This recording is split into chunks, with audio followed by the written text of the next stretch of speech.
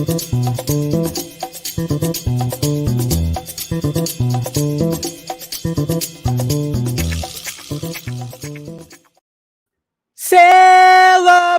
good time. Come on. Dun, dun, dun, dun, dun, dun, dun, dun.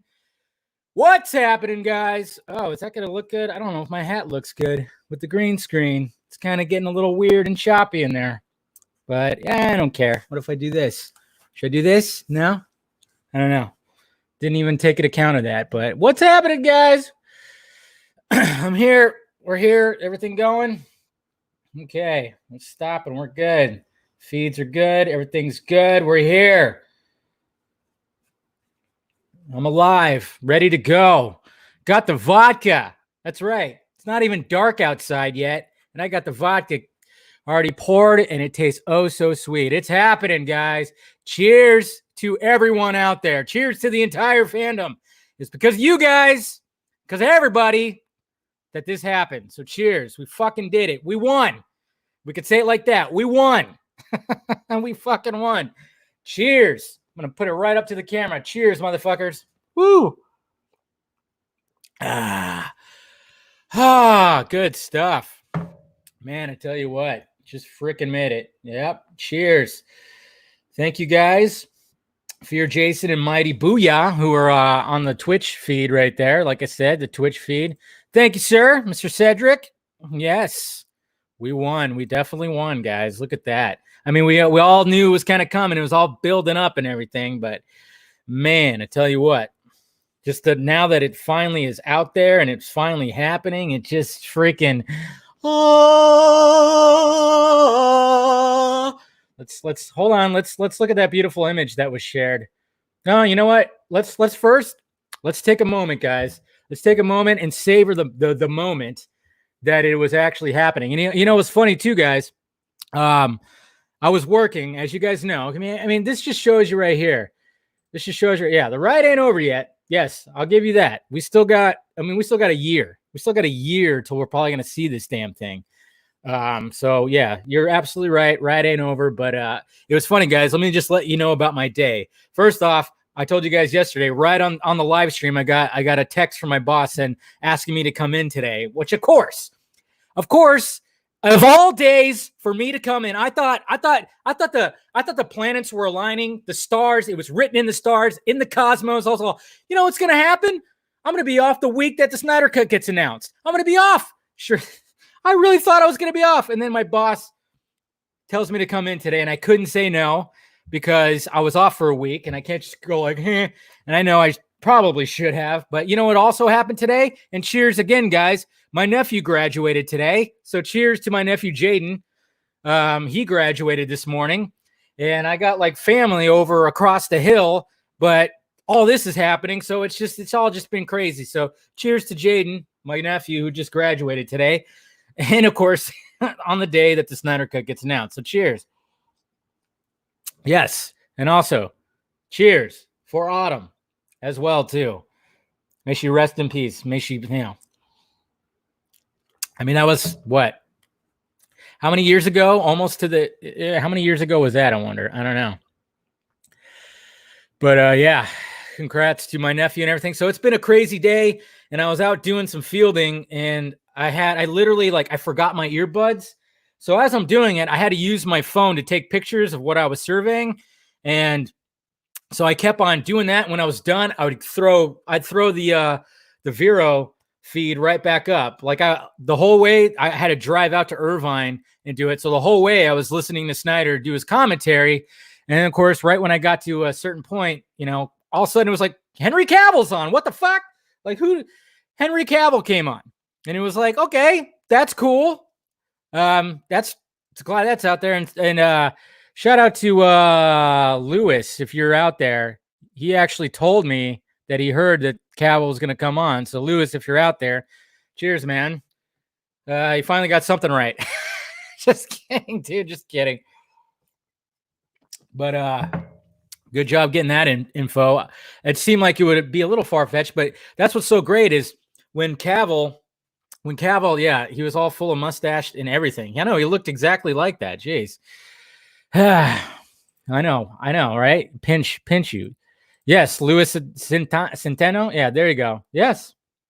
He actually did hit me up and told me that he heard that Cavill's going to be on there.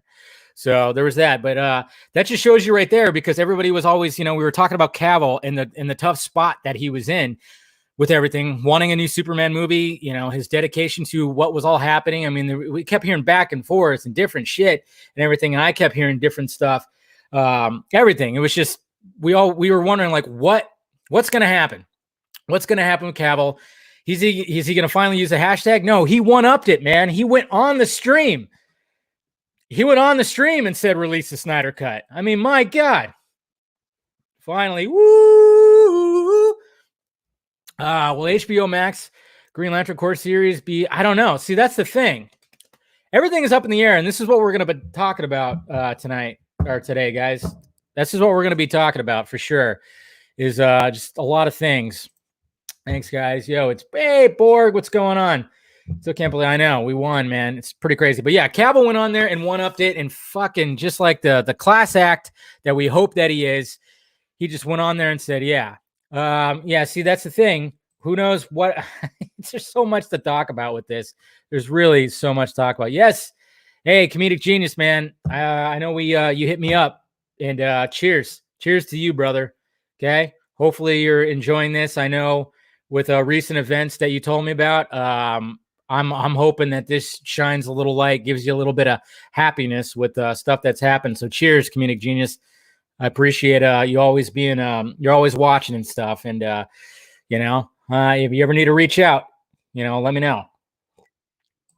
But yeah. But let's dang, you guys are just being grateful today, generous today. Cheers, Jay. You're always in the feed too, and I freaking appreciate it, man. You're always there. I always see the angry cat from Pet Cemetery. That kind of freaks me out a little bit, but yeah, man. Do you see how? Oh yeah. That's another thing, guys. Is apparently Snyder, and I even heard it when I was driving out to Irvine. I listened to it. He mentioned vodka, that he wasn't drinking vodka out of his bottle. So that was kind of cool. I don't know if that meant anything. I would like to think that it meant something. Like, I did send him a message, say the invite's still open. And I said, just let me know. And I got a will do. That's all I could really muster up from the man. So, a few people who, I know, right? A lot of people were slamming when Cavill back in November, when he didn't post the hashtag, when he tweeted out, well, he doesn't have Twitter, but he didn't go on Instagram. We were all anxiously waiting, because I remember hearing that there was a possibility that Cavill was going to do it. And I was like, really? Cavill's going to do it? Like when I heard that Ben Affleck was going to do it, I went, whoa, that blew my mind. But at the same time, I was like, well, I could see them doing that. He's very dedicated to Snyder. He was very dedicated to Snyder. When Godot did it, I was like, fucking, that's awesome. And then Cavill was just a mystery that day. He was just a mystery. And I remember just going, is he going to do it? I just don't see it, because he's in such a tough spot. So I wasn't sure, like, is he actually going to do it? But yeah, like I said, it just took a little bit, and he one-upped it and went on the stream, and it was absolutely glorious, man. Jeez. We won, guys. We definitely won. I mean, savor the victory. The 214. But like I said, guys, 214 had its time. 214 had its time. It served its purpose. Now it's going to be way, way longer than that. And we already heard that from Ray Fisher, too. He said 4+ hours, and we're going to talk about all that stuff, too. But, man, I tell you what. But let's watch that very moment. Let's watch the very moment that it happened. Let me see here. Okay, where's it at? Okay, so right here, this is the moment that it happened right here, which was absolutely beautiful. I'll turn the mic a little bit so we can actually have some audio come through, but here we go. So, I have a question. Yeah. That is yeah, the mother of all our questions as a fandom. Oh, really? Yes. Snyder playing coy. Oh, geez. Oh my God. I'm scared. I'm scared of it too. Yeah, Yes. me too. Look at everybody's anxiously waiting. They knew it was coming. When will you release the Snyder Cut? There it is. There it is. I mean, I don't have I can't show the movie right now, because it's still a little bit to do. But Yeah. I mean, there is this. I have this. I don't know if this is helpful. Boop. And there it is. And there it is. Oh my god. Oh my god. Oh my god. Oh my god. Oh my god. Oh my god. Wow. Oh my god. Is this stereo? Very nice. Get the hell out of here. Oh my god. Hard to believe. Look at that. Absolutely beautiful. Absolutely freaking beautiful. Can you see that? Can you believe that? Can you believe that actually happened? I know. I thought Cavill was about to get emotional talking about what all Snyder. I know. He said some deep shit, man. I was listening to his entire spiel because luckily I was done with my work and I got on my lunch break. But I was listening to his entire spiel. I mean, he talked about getting the role of Superman and how much it meant to him and where he was in life and everything. And yeah, he really said some pretty deep shit, and I love it. But there you go. That's where it was mentioned. And let's look at that beautiful. Where's that? Right there. And then right after, HBOMax 2021. I mean, no specific month. We just know it's coming out next year. And I love the fact that it's in black and white too, by the way. I mean, in true fashion, black and white, Zack Snyder. Come on. You got to love that. You got to absolutely love that. I mean, look at that right there. That is absolutely gorgeous. Oh, so gorgeous. Couldn't believe it. As soon as I saw it, I screenshot. But I'm not going to lie, guys. I don't know about you. I don't know about you guys, but my heart skipped a beat a little bit. My heart skipped a beat because when he said that he had something, I thought he was going to show the fucking trailer. I honestly thought he was going to show the trailer. I was in the work vehicle and I was like, oh my God, he's going to show the trailer. I was like, oh my God. Like I was watching it. I was holding it in portrait mode because I was filling out some stuff and I was just listening. And then when that started coming to be, I was like, oh shit. And I put it in, of course, in landscape mode. I was just like, oh my God, I thought he was going to show the trailer. I almost thought he was going to show the trailer. Shit you not. My heart skipped a beat. I almost thought he was going to just show a freaking trailer. I know he has a trailer ready. Now I'm wondering if that rumor of a trailer maybe possibly showing up next week. I'm wondering if it's true because I know, and I've even said it many times on either stream or a podcast, that I know he's got a trailer cut. I was told a while ago that sometime last year or whatever, that he has a trailer cut. So I'm wondering if that little bit of information could be true. Oh yeah, we did it, man. Thank you. Yes, Chris Wrong Swinson. I was trying to rile up some people tonight, and some people will show up. But I know Swinson is actually going to be on the Real Motion live stream. We're all kind of just doing our live streams all at the same time, guys. Like the Comic Movie Marks, they're going to have a live stream. Like I said, Real Motion. Colbert's going to be on some other podcaster stream. Squadcast guys are doing their stuff. It's all just crazy. So, I mean, hopefully we can get them on the vodka stream or something like that, and we can all just have a really nice conversation about all this. Fuck yeah, we won! Man, talk about it. Jeez. Oh, look at that. You got a super sticker. Look at you go. You guys are being awesome today, by the way. Dude, yeah. But I really thought my heart skipped a beat. Now the hard, you know what? I mean, the hard part is probably done. Now I'm gonna cover the absolute shit out of this thing. More, I mean, just like I did with BVS. I'm just anything that I hear, any little thing that I hear about any of this, stuff that's come about. Make sure you guys are subscribed. I'm going to cover the thing like I did BVS, like 100%. Anything, set photos, anything that comes out. I mean, I've already been covering this thing like crazy, but I'm telling you, I'm like 100%. Like I'm going to cover the absolute shit out of this thing. Any info that I can give you. And like I said, my Snyder Cut series of videos, I mean, that's just part one. That's just part of it. And I'm so glad that now we got to this point. Because at first when I did my little outline, there was not really a finish line, but now there's a finish line. Now there's like big time. We're seeing the end of the tunnel. We're over the fucking hump. So that's gonna be incorporated with all this. So that's I'm telling you, it's probably gonna end up being 15 videos. But I'm gonna still do my stuff.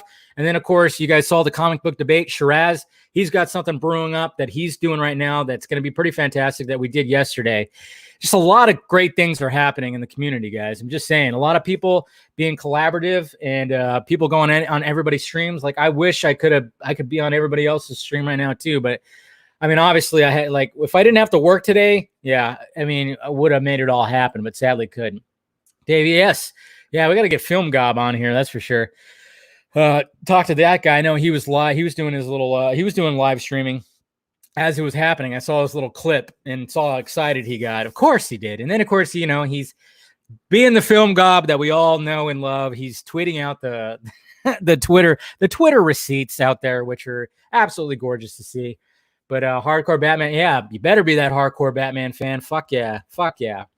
But man, I tell you what, okay, just trying to get to everybody, you know, especially the people that donate. I want to make sure you're front and center. We truly live in the best timeline. Snyder essentially has a blank check to do anything he wants.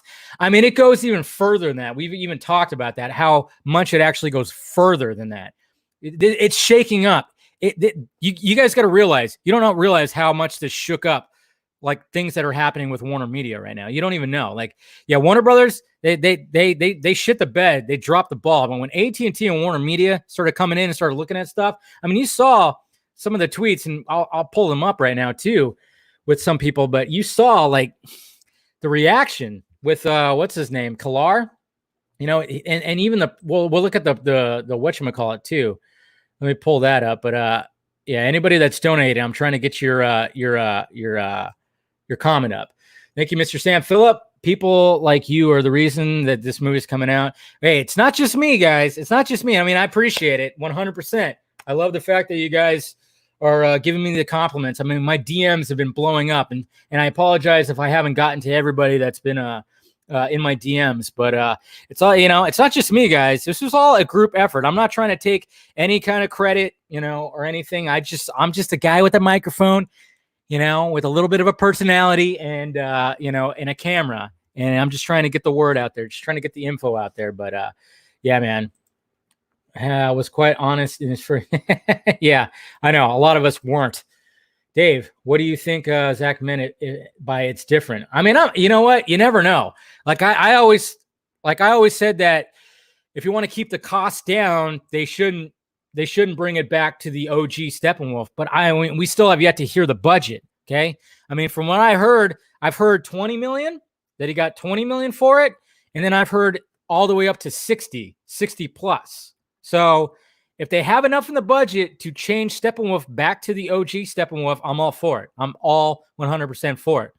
I just figured that if they were going to keep costs down, they're going to keep some costs down, that they would just leave it, you know, just leave the version that they compromised, or like that he compromised with, you know, because let's face it, some of the other stuff in the theatrical release, the Justice cut. By the way, did you see that Joss Whedon he was trending today? I feel sorry for the guy. Oh man, he's gonna get asked questions if he has anything to promote. That man is gonna be asked questions. Woo! Super sticker. Look at you go. Thanks, guys. You guys are being so awesome today. I big time appreciate it. HBOMax will be. I know. That's what I'm hoping for. That's what I'm definitely hoping for. I'm hoping that HBOMax is in fact that. Did I get everybody that just recently did it? Wait, did it? Yeah, I did. Right? Okay.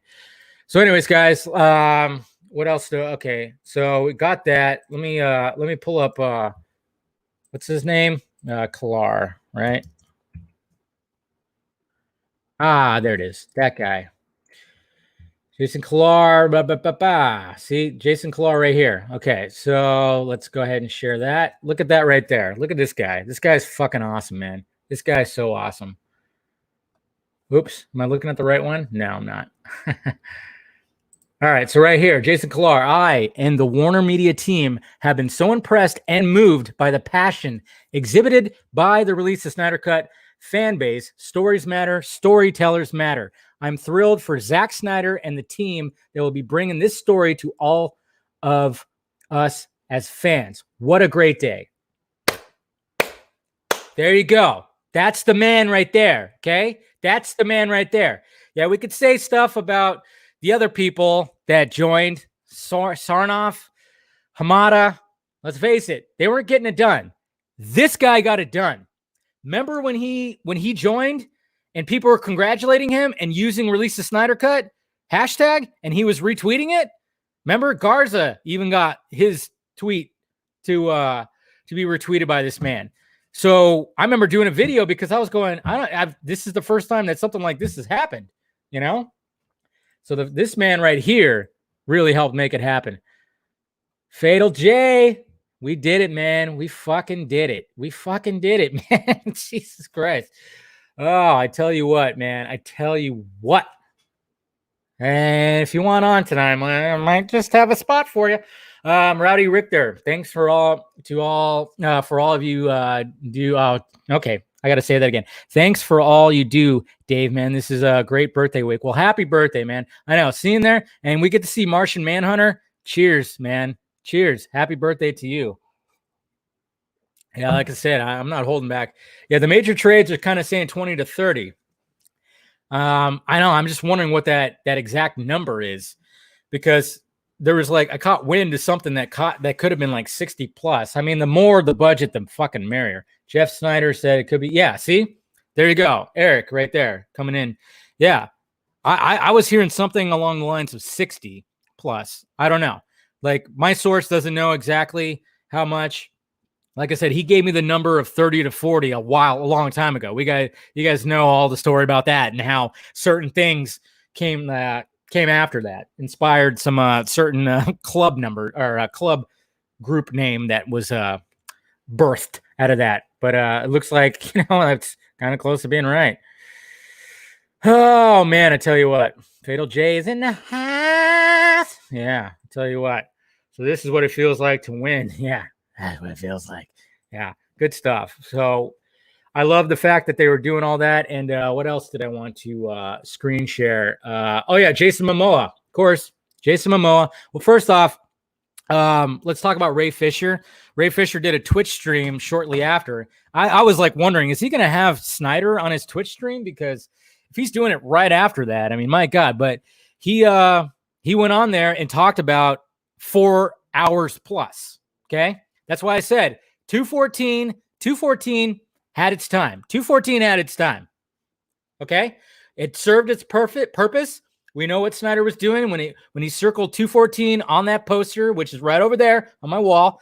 When he circled that and we all freaked out at the Snyder event, that served its purpose. Okay? 214 was something and it served its purpose. That's what the Snyder Cut was. But now we're into Zack Snyder's Justice League now, okay? He branded that. It's right here. It's right behind me. Zack Snyder's Justice League. It's there. It's a different beast, okay? 214, that's now old news. Now we got 4 hours plus. This is what Ray Fisher said, and this is what we've been talking about over the time, over the weeks, over the months, that he's going to do additional photography. He's got assembly footage, okay? Okay, there's no mention about breaking it up in a miniseries, but Grace Randolph on her video, I saw a clip where she's talking about 6 episodes, 35 minutes apiece. Somebody do the math on that. I don't have a calculator, and I'm not good with I'm not that good with numbers, but that's what she's suspecting. That's what she's hearing right there. So I loved it when the pushback for talking about it broken up in a miniseries. That's not what Grace was talking about. She wasn't talking about Justice League being a series. I'm like, yes, she was. I mean, when she compared it to The Mandalorian, she was comparing it to The Mandalorian that HBOMax needed something to pull people in as well as to keep people, a series, a tentpole series. And that's what they have. Of course, it's going to come a year later, but, what can you do? You heard that? I think he will. I absolutely think he will. And he doesn't even have to work out that much. He's in great shape right now. He doesn't, he really doesn't need. There we go, Mr. Midside. I think I'm gonna have him join me in a bit here. Just kind of, going through the motions here. Thanks for the help and hope. Cheers, man. Cheers. Cheers. Now it's time. Yes. I know. That's the thing. And air has been unleashed. And I guarantee you guys, if if the Snyder cut can get released on HBO Max, so can the Ayer cut. Okay, 100%. I mean, geez. Yeah, been feeling so good, Eric. You're much a part of this as well, man. 210? What's 210? I don't know. But what else we're gonna look at? Will this be HBO Max Game of Thrones? I'm hoping so. Fucking A, man. I mean, just think about the history that happened today, guys. The history. The fact that movie studios, when it comes to these big movies, and even just other movies too, when they do their fuckery, when they fuck around with someone else's vision, when they do all that, and then with the stuff that happened with Snyder, with his daughter and the tragedy and everything like that, and how sleazy all that stuff was, and for what we saw with Joss Whedon coming in and the 2-hour piece of steaming shit that we saw. The fact that he got his movie taken away from him, and the fact that after 3 years, almost 2.5, pretty much, that we're getting his vision out there. We're going to see his vision. I mean, this is history in the books. And the fact that we might possibly, I'm still thinking that it actually is going to happen, even though they haven't said it yet, that it could end up in a mini series form, 4 hours plus, who knows, could be 5 hours, of Justice League, of Zack Snyder's Justice League. A product that has Batman, Superman, Wonder Woman, Cyborg, Flash, Aquaman, all there, all shot pretty because we know that Zack Snyder is one of the best visual directors out there. He's one of the best directors out there, okay? Chris Nolan knew this. Christopher fucking Nolan knew this when he suggested Zack Snyder should do Man of Steel, okay? Christopher Nolan. We all love Christopher Nolan. James Cameron has even said that when you have directors that have their own signature, their own unique signature, he mentioned Zack Snyder when he was talking about 300. Okay? There you go. I just wanted to, just give just give praise to the man in question. So, best director. I mean, yeah, he's definitely in my top 5. Jeez, if probably in the top 3 for shit. Cinematic language. That's what he said. Thank you, Marcus. That's exactly what he said right there. Cinematic language. Today was definitely a good day.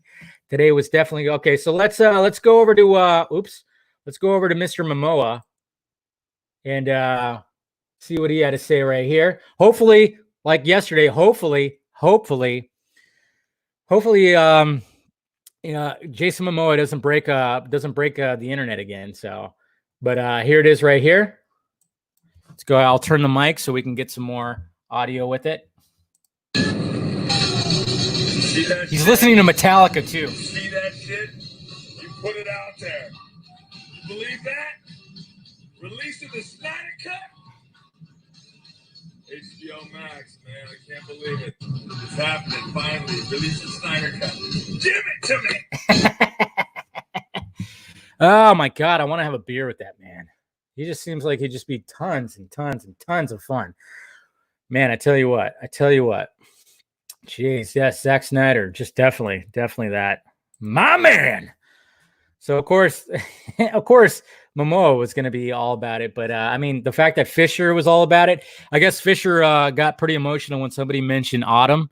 He got emotional on his stream, which is good. Yeah, I know. We should be blasting that shit. Bang, bang, bang, bang, bang, bang, bang, bang. All right, and then of course, going back to Cavill, he also, let me find his right here. Here we go. I mean, first off, there he was. Oh, stupid Twitter. There he was right there. That was awesome. I mean, I couldn't believe it. I was like, wow. I mean, especially with everybody. And, you hear things, a lot of things and everything. And the fact that Danny Garcia posted this and she was all about it.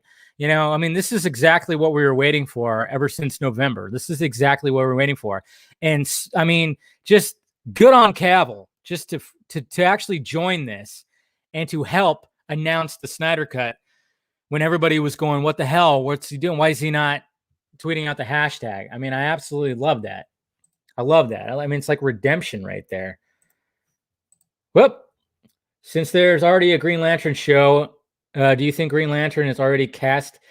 And if I don't know, I don't know the logistics on that. I remember there's little murmurs talking about Ryan Reynolds too. I don't like possibly.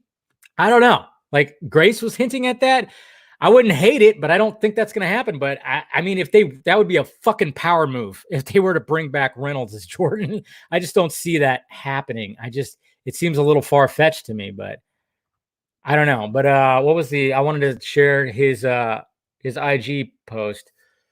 Man, I can't even see. Damn, did I not have that ready? Apparently I didn't. Shit. All right. Apparently I thought I had the thing ready, but apparently I did not. So there was that. Oh, yeah, I didn't have it. I didn't have. Well, hold on a sec. Let me pull that up.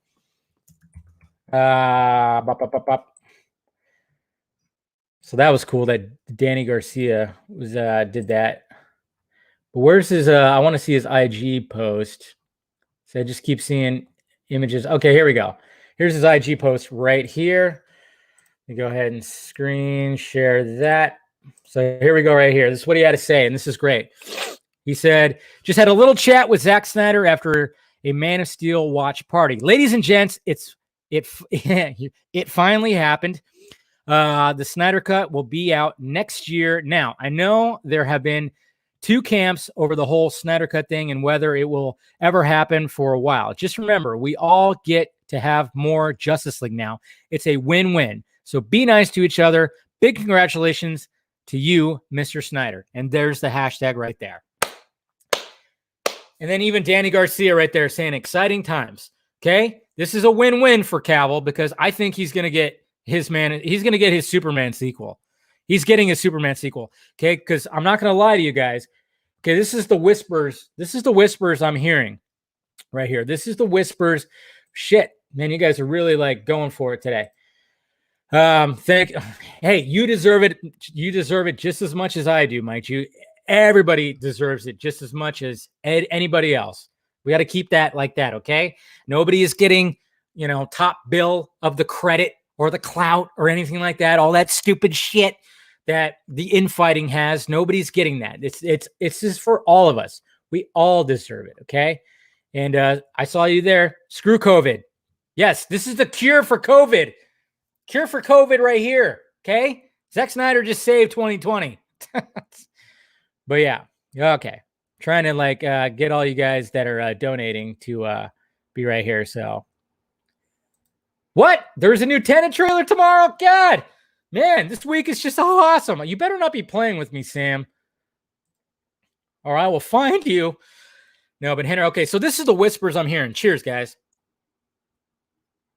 So the whispers I'm hearing about all this is, and like I said, this is just stuff that I hear and stuff like that. It's nothing going to be too crazy, but I'm hearing that this is like a huge shockwave that is going through what happened today is sending a shockwave through Warner Brothers, Warner Media, and AT&T. Okay.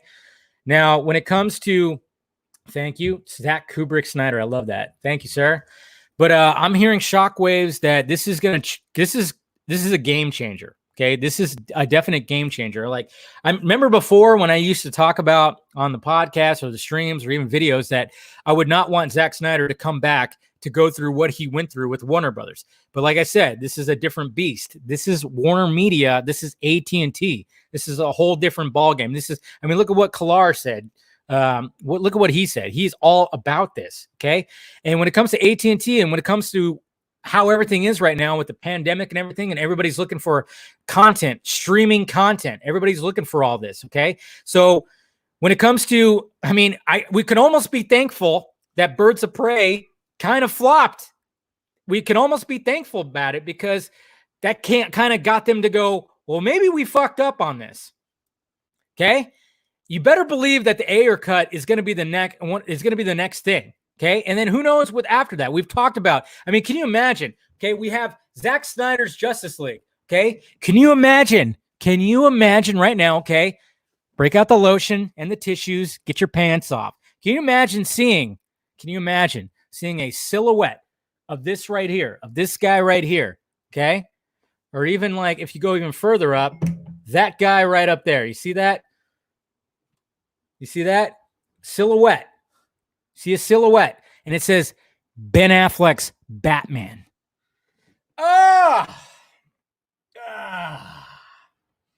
Can you imagine that? If we got something on like this, but it says Ben Affleck's Batman. I am hoping for that. Because you know that conversation is happening. That conversation has to be happening. That conversation has to be happening. Okay? Because like I said, I predict that, I mean, I know that Ben Affleck will, what did he say when he was promoting The Way Back? What did he say? I know, I got to take a cold shower. I'm going to take a cold shower after this. What did he say? What did he say when they were asking him about the Snyder Cut? He said that whatever Zack Snyder needs, he is there for him. Okay. And I've always said, I mean, look what he did with Kevin Smith. Look what and speaking of Kevin Smith, his support very much helped, and he's very excited about this. But he flew down to Nashville to do Jay and Silent Bob reboot. Okay. By just getting a call from Kevin Smith. That's all he did. That shows his dedication that he has to like these directors. Because obviously Kevin Smith helped parlay Affleck's career, and the respect that Affleck has for Snyder, this back and forth, it's mutual respect because they're both filmmakers. The respect that they have, I could see Ben Affleck. He's going to come back, and I think for 100% Cavill, if they need to do any reshoots of Cavill, he's there too. And I'm hoping Amy Adams joins and anybody else will join. You know, Momoa will be there. You know, Fisher will be there. And I'm sure Miller will be there and Godot. It just seems like it's a no-brainer. Like these people are actually going to do it. And like I said, I was always wondering, well, what's going to happen with like the future DCU movies with like Wonder Woman 84 and everything and the Suicide Squad? Well, I heard this is a major shakeup. And I'm just thinking that shit. Okay, Zack Snyder might have brought back in the World Machine into Warner Brothers, and he's going to terraform whatever DC verse that they were trying to accomplish, trying to get over here. He might terraform it back. I don't know. There's a big shakeup that's happening, guys. You can hear my excitement from just the shit that I'm hearing. Okay, I'm just saying. Who knows? This is why I'm going to cover the absolute shit out of this, because this is a major shakeup. Yes, I did hear that, Nick. Well, he didn't say vodka stream, but he said he talked about vodka. I heard the first one. Apparently, he said something again about vodka. Dave, do you realize you named it Zack Snyder's Justice League Years? Did I really do that? I say a lot of things, so I don't even know. If I coin that, then I'm going to hit up Snyder and be like, I deserve some of your proceeds. Just kidding. We can have it all. We can have it all. I'm not saying that, you know, we've even talked about, I think even Tim, Squadcast Tim, he even said like, you know, there could be room for Kathy Ann's Birds of Prey sequel on HBOMax as well. Who knows? I'm just saying that there is a major shakeup when it comes to this stuff. And you better believe that they're going to be trying to talk to Ben Affleck about his Batman. There is a Batman movie that is sitting there, a script. A good script, we know it's good, that's just sitting there that could possibly be made on HBO Max as well. I'm just saying. It's a whole different ballgame. It's not Ben Affleck and Zack Snyder coming back into like a shitstorm, just a horrible, hellish place that Warner Brothers gave them a few years ago. This is Warner Media.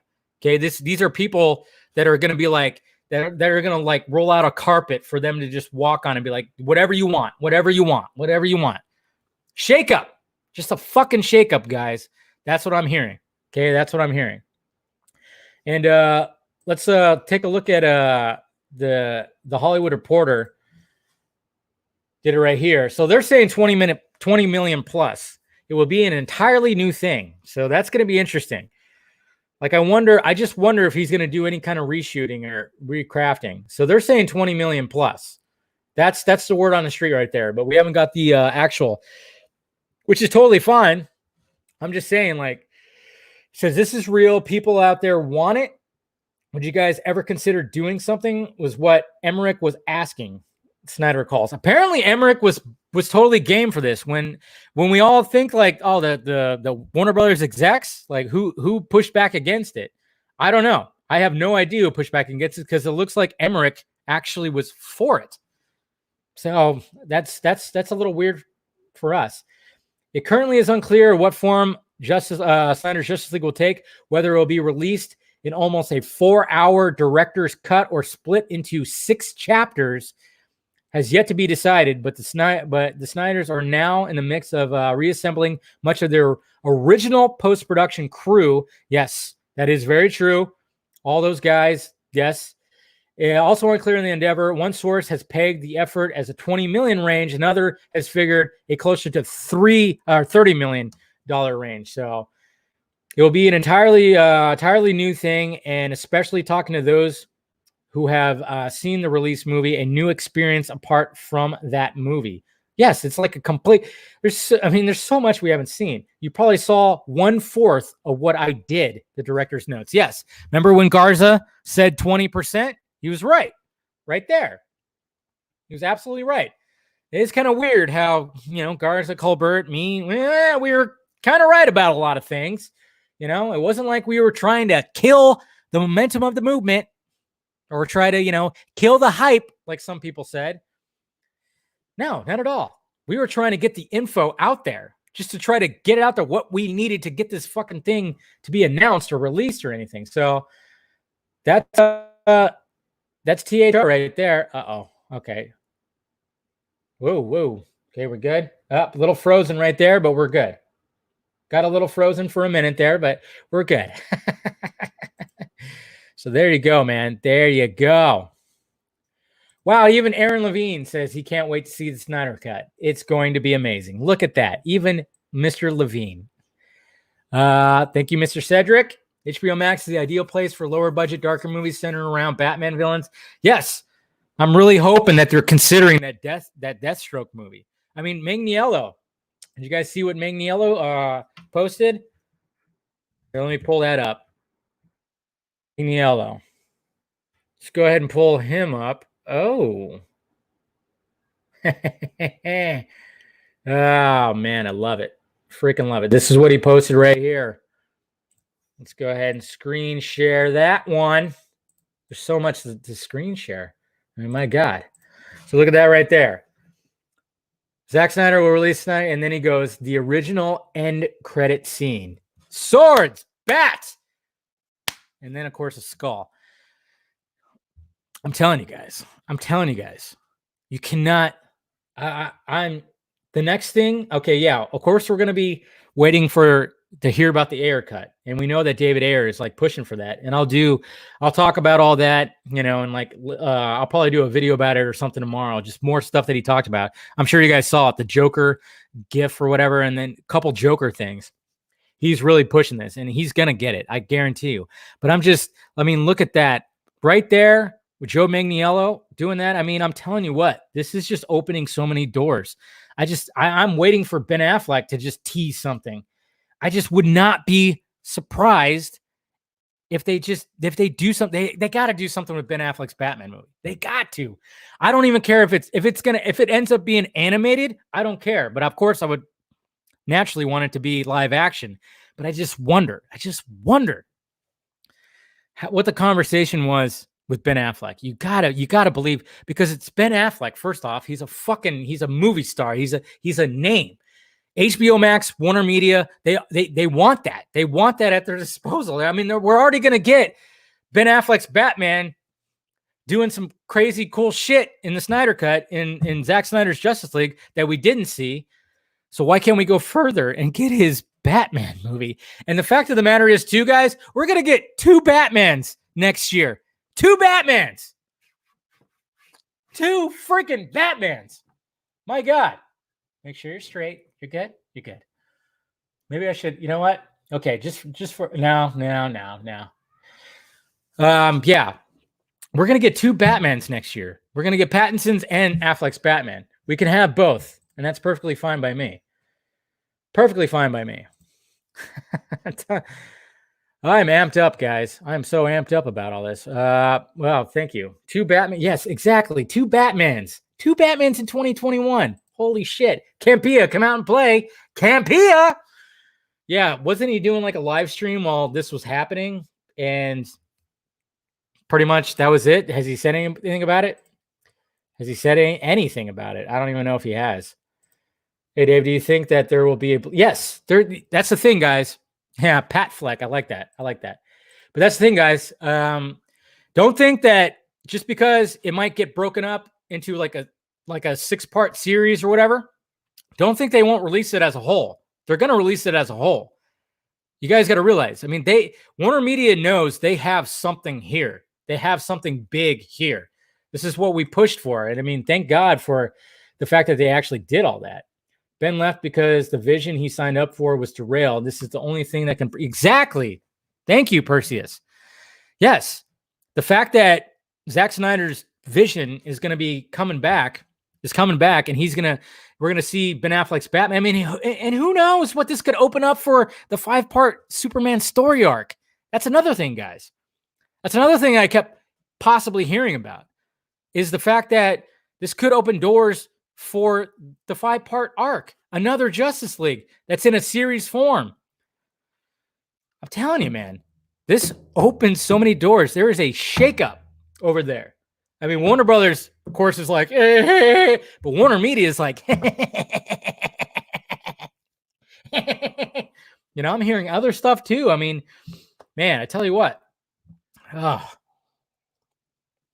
it's just good stuff, man. Really good stuff. I should start inviting some people in. So I'm going to drop a link in a couple of the things that I'm doing. But thank you guys for donating and everything. You guys are awesome. You guys are absolutely awesome. Yeah, I don't know. It depends on the budget. I mean, if it's $20 million, I think he'd want to use that money to just like do the additional shoots and finish off the VFX as perfect as they can get. But if there's enough money to change that design to the OG design, he'll do it. And hopefully that's the case. That's why I hope the budget is I hope the budget is 60 million plus, so he can do that. I'm just, like I said, I'm just hearing that there's like a shakeup up there, you know, that things are changing when it comes to DC products. When it comes to streaming, this is opening so many doors. I mean, you're going to have a quality, you have a possible quality like product that could be in miniseries form. Okay, it's not going to be CW shit. It's going to be quality is going to be way better than that. Okay, not even like DC Universe stuff. I mean, the fact that Zack Snyder could do a series and possibly more. Jesus Christ. I mean, I can only, oh my God. Tell you what. Anyways, okay, was there anything else that I wanted to, yeah, got all that. Yeah, we saw that. All right, we showed all that. We discussed all that. So, all right, let's see if anybody wants to join the shit. Anybody wants to join? Okay, let's get, like I said, the normal cats, they're doing like all different kinds of live streams and stuff like that. They're just doing all kinds of stuff, but I'll try to get some of the original cats in here. But yeah, like Comic Movie Marks, they're doing their own thing. Steven, he's going to be on something else too. But like I said, you know, we have a vodka stream that's going on this weekend, so see what happens. All right, so sent all that out. Okay, one more. I'm sending some invites out. So there you go. Oh, look at that. Is Amanda here? Whoa, Amanda. Oh, look at you. Hold on a sec. Well, tonight we dine in hell. Trying to find Amanda's. There she is. Look at you. Look at you with the $14.99. Love it. Thank you. Thank you, Amanda. Yeah. She doesn't know a lot. Yeah, you should be excited for it because you're going to get Henry Cavill and Ben Affleck in top form. That's something, right? I mean, they're going to be in top form right there. Nobody's fucked up face. You're going to get that glorious chin fighting and stuff. And, you know, Amanda's a Batman girl, so there you go. But anyways, guys, all right, first guest coming in. We got Mr. Midside Justin. Let's go, brother. Let's go. What's going on? It's happening. It is happening. We did it. Finally got there. You got the sign behind you. You got your Superman hat on, which I love that Superman hat. Yeah. Oh, it's good stuff. It doesn't fit too good. It goes down too low, and then I look like Baby New Year from the. Oh yeah, the backwards part. Yeah, that's a little. Still looks pretty cool though. Yeah, I actually wanted to get the Batman version of that, but yeah, I broke out my fine china for celebration today. Of course, you got to bust that out. So, how are you feeling about all this? Yo, I feel like we just won the Super Bowl. Like I was live tweeting, right? And I'm watching it, and he threw that image up. Yeah. And I swear to God, I jumped up like we won the Super Bowl. I Yeah. jumped up and I was like, woo! And I did like the flex thing and like the pump. Like, I haven't felt that way. I saw somebody in the chat talk about like Jordan and everything, Yeah. The Last Dance. That was This a good series, by the way. I watched the entire thing. It's great. this reminds me of, and I haven't felt this way since Malcolm Butler's goal line interception against the Seahawks. There you go. This is so similar. It's so similar because that was the season of Deflategate, where all season it was like the Patriots are cheaters. They can't win. They're not that good. And you heard all this crap. And then they came back and they won it. And especially because that there was the catch beforehand where it looked like the helmet catch, and you're like, fuck, this shit's going to happen again. And then Butler did it, and it was like all of the demons were gone in that moment. And like you just started to cry. And then afterwards, it's like just crying at random times. And that's what it's been like for me today. Like they finally opened the pool in my apartment complex because I live in Florida. Yeah. And I'm sitting by the pool, and there's like, all these young girls in bikinis around me and stuff. And I'm like starting to cry. And I'm like, don't cry. Don't cry. And then I'm starting to cry again. I'm like, fuck, if anyone comes over, I'm just going to tell them I'm crying over a comic book movie. Like, whatever. Who cares? Just let it be. Like. All right. So apparently you called, somebody said I called it Zack Snyder's Justice League in your video. And what? That early? I'm going to have to check that out. Because I can't remember that far back, but I'm going to have to check that out. Well, I mean, correct me if I'm wrong, but isn't it pretty common for there to be comic arcs where it's like authors, blah, blah, blah? I think that's what he was going for. Yeah. So it's not like, I mean, it's not like it's anything different, but yeah, you're absolutely correct. It could be like, they could say like Scott Snyder's All-Star Batman or Jeff Johns' Flashpoint. Right. So yeah, that's actually true, but I think it was absolutely brilliant. I mean, as soon as when this shirt came out and it said Zack Snyder's Justice League, and it was like, and he was like saying that on his Vero, I was like, wait a minute, he's starting to brand this thing. This sounds like a brand, and I guess things were starting to look good way back when. But today, obviously I had to work, which sucked. I mean, I can't believe I thought it was written in the stars, written in the cosmos, that I was like, oh, I'm going to have this whole week off because I got furloughed for temporarily. And I'm like, I'm going to have this whole week off when they announced the Snyder Cut. And sure enough, of course, I get called into work today. But luckily I was out in the field by myself. So I was able to just, as I was doing like, my field work, I was able to just like listen a little bit. And then I finally got done and it was lunchtime. And I knew that's when the watch was going to end. And I'm watching, and finally it was going to happen. I actually thought he was going to drop a trailer when he goes, oh, I have something. I can't show you the movie, but I have something. I was like, is he going to drop a trailer? Because I know he's got one cut. From what I heard, he's got one cut, and maybe we'll see it soon. But I was like, I started just going, oh my God. I literally put my hand in my mouth. But then when he did that and I saw it, I immediately screenshot, and I was just like, yes! Like I yelled out in my truck or in my the work vehicle. And then when I shot my video, I mean, I was just yelling out and everything. And I can't believe we finally got to this point. It's crazy. Absolutely crazy. Now we got to get him on the vodka stream so we can all talk to him. Yeah, I was laughing about that because he kept being like, this isn't vodka, I promise. Yeah, I know. And I'm wondering, I'm like, I don't know. How many times did he say that? I know he said it once. Now people are gonna wonder what this is. Is it water? Is it vodka? Am I breaking my head? Everybody knows. Everybody knows. You don't do that. But it's totally fine. But I know. I guess he mentioned it twice. I don't know. Oh no, it was like 3 times, dude. What? Shit. Yeah. He mentioned it the first time. He's like, this is water, it's not vodka. Then he drank it again, and he was like, oh, I swear this is vodka. And then at the end, one of the people asked a question or something, or Henry Cavill made a joke, and he's like, I told you guys it's vodka. So and the other thing that kept coming up that I was laughing so hard at, that fucking hot dog truck. Oh, yeah. I know. And then Chris Wong Swinton has been on that whole hot dog thing for a bit too. And I know a lot of people are like, dude, they're totally mentioning you guys. I kept on as I'm like, I mean, today was just crazy because I'm trying to drive and I can't look at my phone while I'm driving because if I trigger the camera that's in the work vehicle and they see me holding my phone, I could get fucking suspended. So I couldn't like look, and I'm just seeing like that I'm getting messages. And then finally when I'd stop and I'd see like, they're mentioning you and he's mentioning you and Chris Swenson. I'm like, what? How is he doing? What?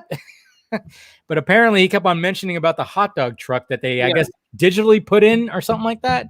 He said the visual effects team, but I don't know if it was digital because he said he had it in his office. So I was under the impression it was one of those like Star Trek things where to shoot a big ship, they made a model and then in post, yeah, I mean, I don't know. He'd have to explain how they did it, but I remember him saying that they had a replica of it. So I would assume that they shot it somehow like that. Yeah, I think when I was driving out to Irvine, which took me about 50 minutes, I guess. Fuck Irvine. Yeah, I know. It sucks. Everything sucks. Dude, you know what sucks too is like the traffic's coming back. The traffic is coming back. Like it took me an hour to get home today. Well, people are driving to drive. I was out the other day and I was like, I've never seen so many fucking people driving in Florida in my life. Yeah. So people are just driving because they've been cooped up for so long. Exactly. And it sucks because, you know, I was loving the fact that I really had no traffic on the way home, but now it is back. And like, especially today, you know, when I'm on the 60 freeway and it just stops and I'm like, so frustrating. But yeah, traffic is definitely coming back. Which I guess is a good thing because we need to start opening shit up and things just need to start slowly but surely turn back to normal. But I was listening to, I guess I came in right as he was talking about Clark. He was talking about some flashbacks and he was talking about Clark basically hitchhiking. That's when I first chimed in. He was talking about Clark hitchhiking and he brought up a good point. Like he liked the fact that Clark is hitchhiking when he could just easily just run fast somewhere, but he's not quick to get to his next location. He's just trying to find a job. Actually, when I first chimed in, he talked about how the can that gets thrown at Cavill's head was rubber. Yeah. And they made the sound effect and everything. And then he talked about the truck and how they really got the truck and they put the telephone poles in there. And I guess when I finally got to my location, it was towards it was right when the fight in Smallville. That's when it started. That's when I had to like turn it off for a little bit. What did you like most about what he talked about with Man of Steel? Yeah. Did you take notes? I mean, I was live tweeting the whole time, so I took notes. I don't remember 100%. I mean, I didn't find the Man of Steel one as informative as I did the Batman versus Probably Superman not. one. I can see that. Well, he already did commentary for it once, right? And he never did a BVS one, right? And he didn't talk as much about the themes for this one. It was more the practical, execution of it that he talked about. So I would have liked more about the themes. What I actually really appreciated was Deborah, and I think Deborah was doing a little bit of storytelling. And what I mean by that is. One of the quotes she said at the end was like directly a quote she said in the Hollywood Reporter article. So I think Deborah's always on her PR game and people don't realize it. Oh yeah, she seems like she is. I liked how she pointed out that the neck snap isn't about Superman killing someone. It's about his choice. Yeah. His choice to protect humanity and to become part of humanity and to make us his family. And to me, that's always what it's been about. He had to choose between collectivistic, fascist, tyrannical, Kryptonian society under Zod, but that was just a different form of tyranny because we saw they had tyranny with the council as well, and it was just these two different sides of tyrannies fighting. And he had to choose between that and the American way of life. And that's what they were embodying humanity as, is the American way of life, because this is an American story. And he made that choice. But at the same time, he was also choosing to be alone because he is, an alien in a human planet, and he isn't going to connect with people in that same way. And then we see the effects of that in Batman versus Superman. Now, we never got to see going forward, unfortunately, him find his family because the Justice League was going to be his family. That's what was going to happen eventually. And he was going to get a family again, I think she's on her PR game. We know in the 5-movie arc, he was very literally going to get a family. He was going to have a child. Yeah. So I think that's all intentional. That's yeah. I mean, that's Okay, somebody said in the chat, American way of life, bit insulting to everyone else. I don't give a fuck anymore, all right? I don't have to play nice. I don't have to pretend anymore. Truth, justice in the American way. This is red, this is blue. Go look at what America was founded on. Individual rights, life, liberty, and pursuit of happiness. John Locke, social contract theory, natural rights. Go fucking look it up. Don't get mad at me. Get mad at history. There you go. I mean, and we know that Snyder's very much a patriot. He loves his country, and there's very much tones of that in his movies that he puts. Obviously, we see those little, in there. We know that he very much is a patriot of his country. So it's totally fine that we can mention like that, But of course, he's very much, he's very inclusive when it comes to stuff.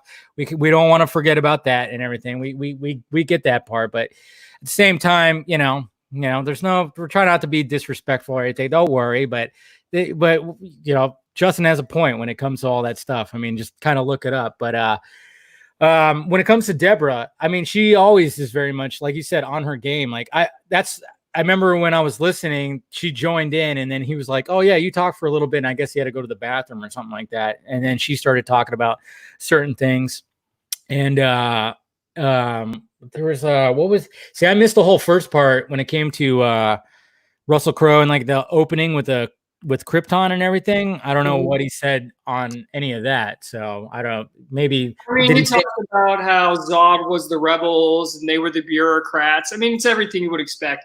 He can. Okay, he may. There's a slight chance he watched our Sucker Punch stream because he intentionally said he was like in the building that looks like a phallus, and I was like, he might have. You never know. So he might have, because he was like in the building that looks like a phallus and all the fertility imagery. Now that's been done before, right? There was that video, I forget who did it, pointing out that the whole opening was symbolic of Clark's birth. So somebody else pointed that out. But the fact that he very intentionally said the phallus in the building looking like the phallus.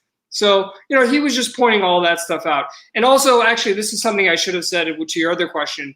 I really like how he leaned into the sci-fi elements, and he talked about how this is a sci-fi movie reminiscent of 1950s invasion movies and the Twilight Zone, because that's what appeals to me about the movie. I'm a sci-fi guy. Star Trek Deep Space Nine. I recently fell in love with The Expanse. Season 1 through 3 are phenomenal. 4 is fine. SG-1, all of these type of shows, and the movie is very much that. It's very much that. It's very much a thought experiment where you say, what if we take a superpowered alien from another planet and we put him on our planet?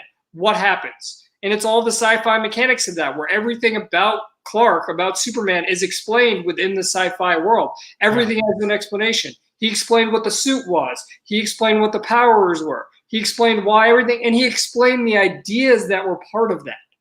And that was one of the things I really appreciate, that he leaned into the sci-fi there. To even say the Twilight Zone means the way he's telling stories. That's one of the greatest examples of romanticism in American culture. And he's intentionally doing that, where you take this extreme situation and tell a tale to make us reflect on ourselves and think about the way we are in the world. Yeah, that's what he does. That's what he does best. I remember he was talking about the parts that I heard. He was talking about when Clark goes into the Kryptonian ship and he sees his father, the holographic father. He sees Jor-El, and he starts giving the history lesson, the Man of Steel history lesson. Yeah. And it's got like the liquid metal stuff. And the fact that they show Zod for the first time with like this ray behind him, like it's like a hero shot, because he thinks he's very much like the hero. And I think he even said something like, there was something that he said that kind of, I can't remember exactly, but he was talking about Zod and how that he said like, well, he's essentially the bad guy. But he said something in a way where it's like, that maybe he's not the bad guy. Maybe he is, or I don't know exactly what he said. Well, what he said was, from Zod's perspective, Zod is correct. And that is why Snyder makes such good villains. And that is why Zod is such a great villain. Because if you agree with Zod's ideas, you can't fault his logic or his techniques. Yeah. If you agree with collectivism, if you agree with superiority, if you agree with fascism, you can't disagree. If you agree Kryptonians are the superior species and they as a species have a right to exist over every other species, well, then he's right. Conquer Earth, take it over, kill all of them, and make the planet theirs. You can't fault that logic if you agree with his premises. But this is where the American ideals are embodied in humanity in this movie. It's showing that humanity as a whole, because these ideas can apply to everyone in every country across the world, individualism applies to everyone. Yeah. This is where we're showing that there is another way of life that is better, and Clark chooses that way of life because he was raised that way. He's from Kansas. Yeah. And that's the point. And, you know, that's where we get into in BVS, where we start to see, well, there are threats to that way of life within our own country. When you look at the way Batman interacts with, you know, his psychological damage and his emotionalism and his form of collectivism, where he says, well, you're no different from those Kryptonians either. If they were that way, why are you not going to be that way? So it's all the same themes over and over again, the same motifs over and over again. Yeah, a lot of the same subjects. I mean, that's why when it comes to Justice League, I'm looking forward to peeling that onion, you know, because when it comes to Snyder's movies, obviously, you know, when we watch Sucker Punch, I mean, watching Sucker Punch with you, I saw it in a whole different fucking light. Let's face facts. Like, I'll never watch that movie the same again. And that's what I'm looking forward to with Justice League. And that's why I want more. I want it to be as long as it can be. And as of right now, according to Ray Fisher, it's going to be 4 hours plus. Like that 214, and that's what I keep telling people, and I'll still get people that push back on him because for some reason they're just like, no, 214. It's like, no, that was just an idea. That was something to get this thing rolling. And Snyder knew this. Like the fact that he hid that on that poster for us to find, and he circled it for us to just like go crazy about, and we did for a year. Now it served its purpose. Now we move on to something that's going to be like 4 hours plus, and God knows like what kind of onion we're going to be peeling with that. Okay, can I stop you for a second? No, go for it. I'm sorry. This guy in the chat, dude, I don't want to argue with you because you're just some dude in a chat, but go look up history and go look up at the history of the world and what was the first country to champion individualism. Look at how the American system of government and American values and the American founding were revolutionary in the history of the world.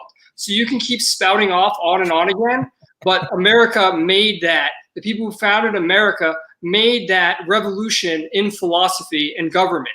And it's not that those ideas can't apply outward. They can apply outward. They can completely. But that's one of the discussions in BVS as well, because something that went on in the late 20th century was, do we have a right to go to other countries and give them that philosophy and force them to take it? Well, that's what they were asking about Superman. Does he have that right unilaterally? It's not that the ideas can apply and they're exclusive. Any human being can have them, and they have the right to them. I believe that very strongly.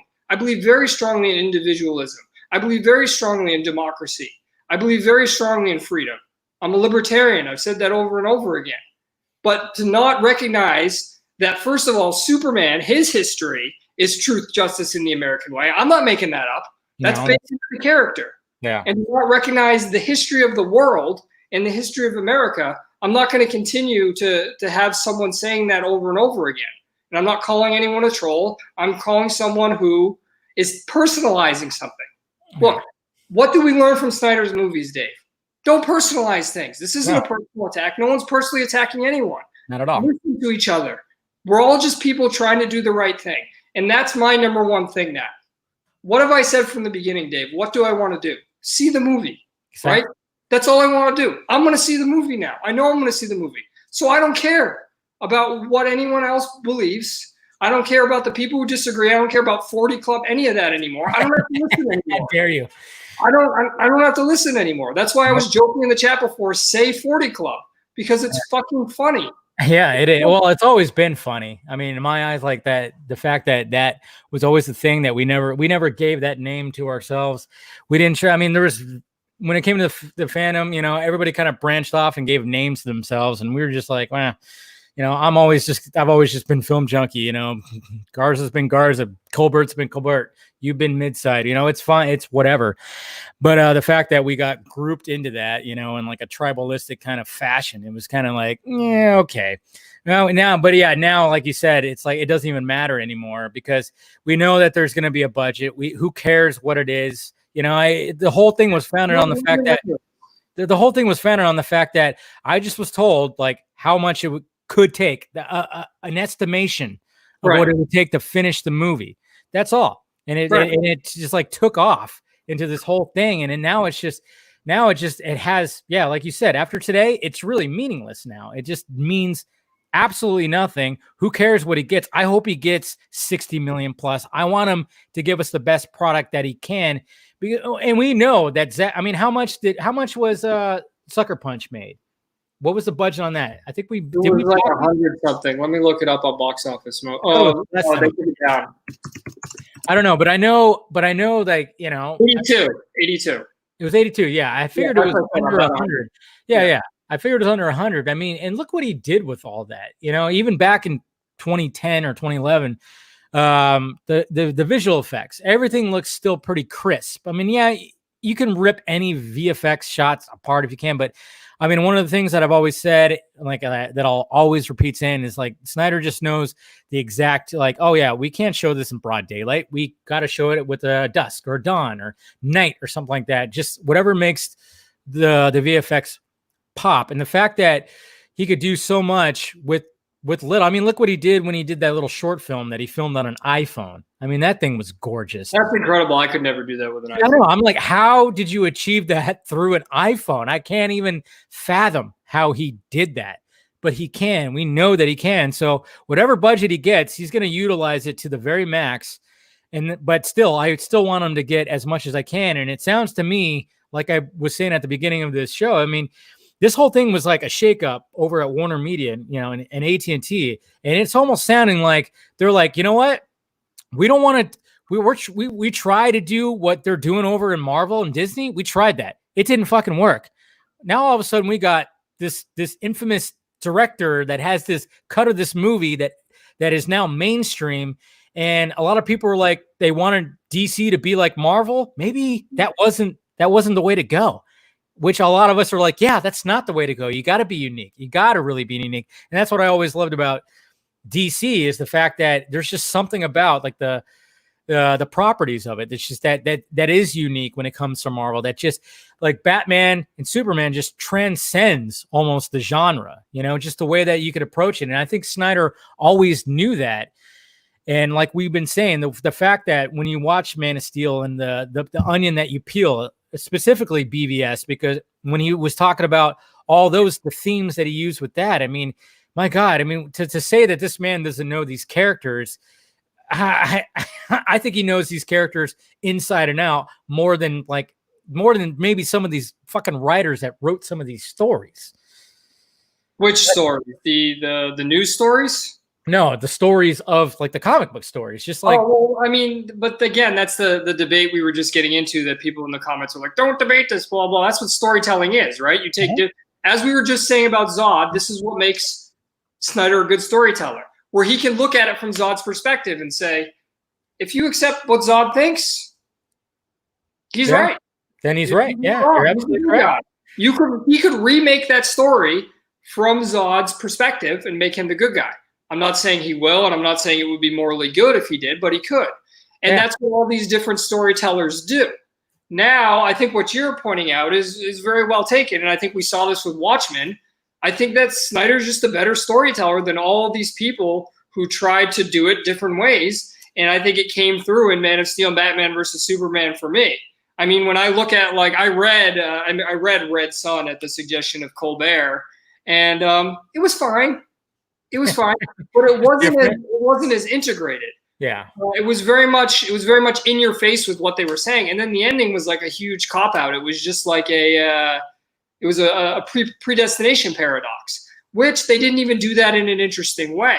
They could have done a predestination paradox, and then he lands in Earth.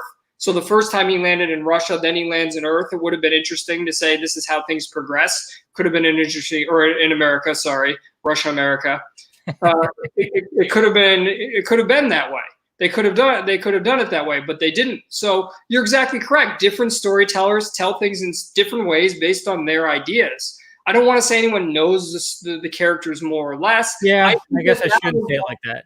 Shouldn't say it, but I mean, like, go ahead. But the fact that people say that he doesn't know Superman, he doesn't know Batman. It's just like, I mean, I can't even like, I'm like, what are you going by that? Why? Because he like Batman killed? I mean, you don't know why Batman was like off his fucking gourd. I mean, literally there's a line right at the beginning with Alfred who just puts the paper down and goes, new rules. And it was right there. That's 100%. One line explain that right there. Alfred, right there. It's going, new rules. You're Brandon guys now? What the fuck is wrong with you? And then even that exchange in the, when he says like, you've been able to lie to people, but you can't lie to me. And then he just like approaches him. He goes, this man is not our enemy. And then Bruce goes off on his whole, there you go. I almost bought that hat. I'm telling you, I came so close to buying that hat. So but I bought the Rebirth hat because I kind of liked, the way that design was, and it has Batman on the bill right there and stuff. That one looks better backwards too because it has the bat symbol right there. So well, it fits better. The problem with this one is it's so big. Yeah, so it kind of looks like it looks a little. Looks good. No, I'm all Snyder, that with the logos and everything, but. No, you're 100% correct. And what I was going to say to what you just... Big Rooster, a little too much information, but I'll give it to you. Thank you, sir. Jesus Christ. Hey, man. Hey, whatever gets your rocks off. I mean, that first trailer is going to be interesting. Maybe like go on a date the day the trailer is going to come out. Yeah. We're going a little bit and then go, hold on, we just need to watch this trailer. And then when she's worked up and you watch the trailer and you're worked up, bam, magic. There you go. Oh, look, we even got Matt. Hey, what's up, Matt? Talking about Jody. Yeah, I know. What you were saying about them saying that, look, this is what happens when you win, okay? Exactly. When you win, there are a lot of people who said a lot of shit against you. Right? And they were telling you were wrong for X reasons, right? Batman doesn't kill. Snyder doesn't understand the characters. It doesn't exist. Nobody ever wants Superman needs to smile. Right? It wouldn't make money. It costs too much to make. Look, all of those things that people said were wrong. Absolutely. They were wrong. Reality has proven that they were wrong. So you don't need to entertain it anymore. All you have to understand is they said that as an excuse to continue being wrong. That's why you're seeing people now flip and say, oh, well, it's not going to be good anyway, or only certain people are going to like it. Whatever the crap they're saying now, right? People are sending me comments, tweets, and I'm just like, why do you care? And two, it's the most, I don't, you know what? It's honestly impressive. Some of the stuff people are saying, it's impressive, but it's important to remember that they're wrong and reality has proven that they were wrong. That's why the sports metaphor works, because once that team wins, you can't argue with it anymore. No. They won. Yeah. That's it. End of story. They won. You really can't. And one of the things I wanted to bring up, and I know you weren't exactly a fan of it, but the Justice League Dark Apocalypse War. Okay. Now I know you weren't like the biggest fan of it because it's a ton of exposition and a lot of which to me, it's like, if you watch all the animated films, they're all like that because they have to condense everything in such a little amount of time. But the thing is, though, one thing, I mean, obviously you could see some of the plot elements in there, when it comes to, it's a dark story. First off, it's rated R. I mean, pretty much all these characters are getting ripped apart and this, that, and this. And there's similar story beats when it comes to Darkseid. Basically, Batman ends up being like a servant to Darkseid. He succumbs to, I guess you could say, the anti-life equation. I mean, obviously with Snyder's version, Superman does that as opposed to Batman. The roles are flipped. So little stuff like that, I thought was, hey, that's cool. And the fact of the matter is, what I heard is, Justice League Dark Apocalypse War is like it's blowing up. Like people are, I from what I heard, I don't know if it's true. I don't know when the numbers came out, but I heard that it's like one of their most successful animated features right now. So I'm almost thinking that could have that. I mean, who knows when the negotiations happen, but I think Warner Media and AT&T are just really going, you know what? People want something different. They don't, I mean, the Marvel stuff is fine. You can have your popcorn flicks and happy-go-lucky and everything, is copacetic over there. But at the same time, it's like DC just needs to be something different. And I think, and that's why I think this whole thing is a shakeup in the mixture of of the Apocalypse War and everything like that. The fact that it was so dark, and the fact that people are loving it and praising it and everything. And there are some parallels when it comes to what Snyder wanted to do, specifically just the dark side stuff. But I'm just kind of going like, man, I mean, this is like, there's just a shakeup that's happening. I mean, we've talked to similar people. I think I know, you know who I'm talking about when it comes to somebody who's in Hollywood, who knows all this stuff. I mean, relaying information. Yeah, you know what I'm talking about. The information that gets relayed. Yeah. Hi. He's probably watching, of course. I'm sure he's watching. Yeah. But I mean, as much as like he jokes around, and sometimes I don't know if he's serious or not, I'm just kind of going like, you know what? There's just a shakeup that happened. And I think AT&T and Warner Media are going like, maybe we should do what this guy wanted to do. And that's why I'm really hopeful for the future now. Before I was not. I didn't want Snyder to come back. I think you actually agreed with that too. Where it's like, we don't want Ben Affleck and Snyder to come back because they went through hell. You know, when it came to Batman vs Superman. I was comparing it to the abusive relationship. Exactly. But it's different now because it's not Warner Brothers. This is Warner Media. And they're the ones that are going, dude, what you're doing is great. We love this shit. Come on. More. So now why I don't, earlier in the stream, you were being like, oh, Toby's a good guy, blah, blah, blah. I don't necessarily believe that. Well, no, I didn't say he was a good guy. I just said that, he apparently was being appreciative of stuff like that, but it was probably more for a PR stance. I get it. Yeah, that's what I'm saying. Like, look, I don't think he disagrees with what he said, but remember, he's the guy who originally said, oh, the tone and the reshoots are going to match Snyder. He says what's going to sell the product. Yeah, I'm not saying he doesn't believe what he says, but if he has to say the grass is green, the sky is blue, whatever it is to sell the product, he'll sell it.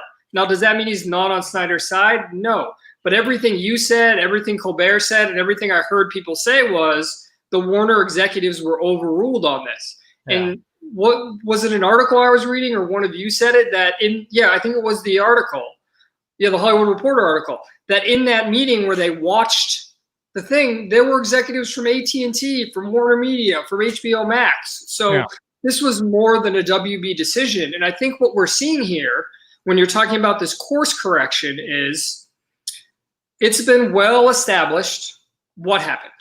There were people on sets and in the studio working against Snyder's vision. They didn't like his themes. They didn't like his stylistic approach. And because of that, they tried to make it more like their themes and their stylistic approach. And that's what undermined all of it. It undermined Suicide Squad. It undermined, elements of Wonder Woman. I know people love that movie, but I think it really fell apart in the third act. I think a lot of people agree with that. Yeah. But the third act is very shallow because, as we were talking about with Zod, Ares is not as strong of a villain as Zod is. Yeah. And because of the way things were undermined, it got to the point that I don't think Aquaman's a good movie personally. I think it's very shallow. I think I can see the where they tried to set up the whole idea of here's okay, let's go back a little bit to Wonder Woman. Mm-hmm. Something I said from the beginning is if you watch Wonder Woman's story, it's the same exact story as Man of Steel, except instead of an alien, she's a god. Here's a god that comes to Earth or leaves her island, comes to the mainland, and she has to decide she wants to make humans her family, and she falls in love on the way to do that, and then ultimately she has to kill a god in order to become human. It's the same beats. Same beats. Intentional. And then if you look at Aquaman, something very similar was being done, where there were two sides to the character embodied in the human side of him with, I don't know the actor's name, his dad, and then Kim, the Australian old. Nicole Kidman? Yeah. Nicole Kidman, sorry. Yeah. Nicole Kidman. I was thinking like Kim Basinger, which is wrong movie, right? That was like Batman in the 90s, right? Exactly. That's what when I did the live watch, just right. Recently. Yeah. So they were meant to embody the two sides, but that wasn't pulled through. You had things like the villain being like, oh, humans are evil. They're polluting our ocean and they're destroying it. But there was never a counterpoint given to why would then Arthur defend humans? Whereas you have a little bit of that in Wonder Woman and you have a lot of that in Man of Steel.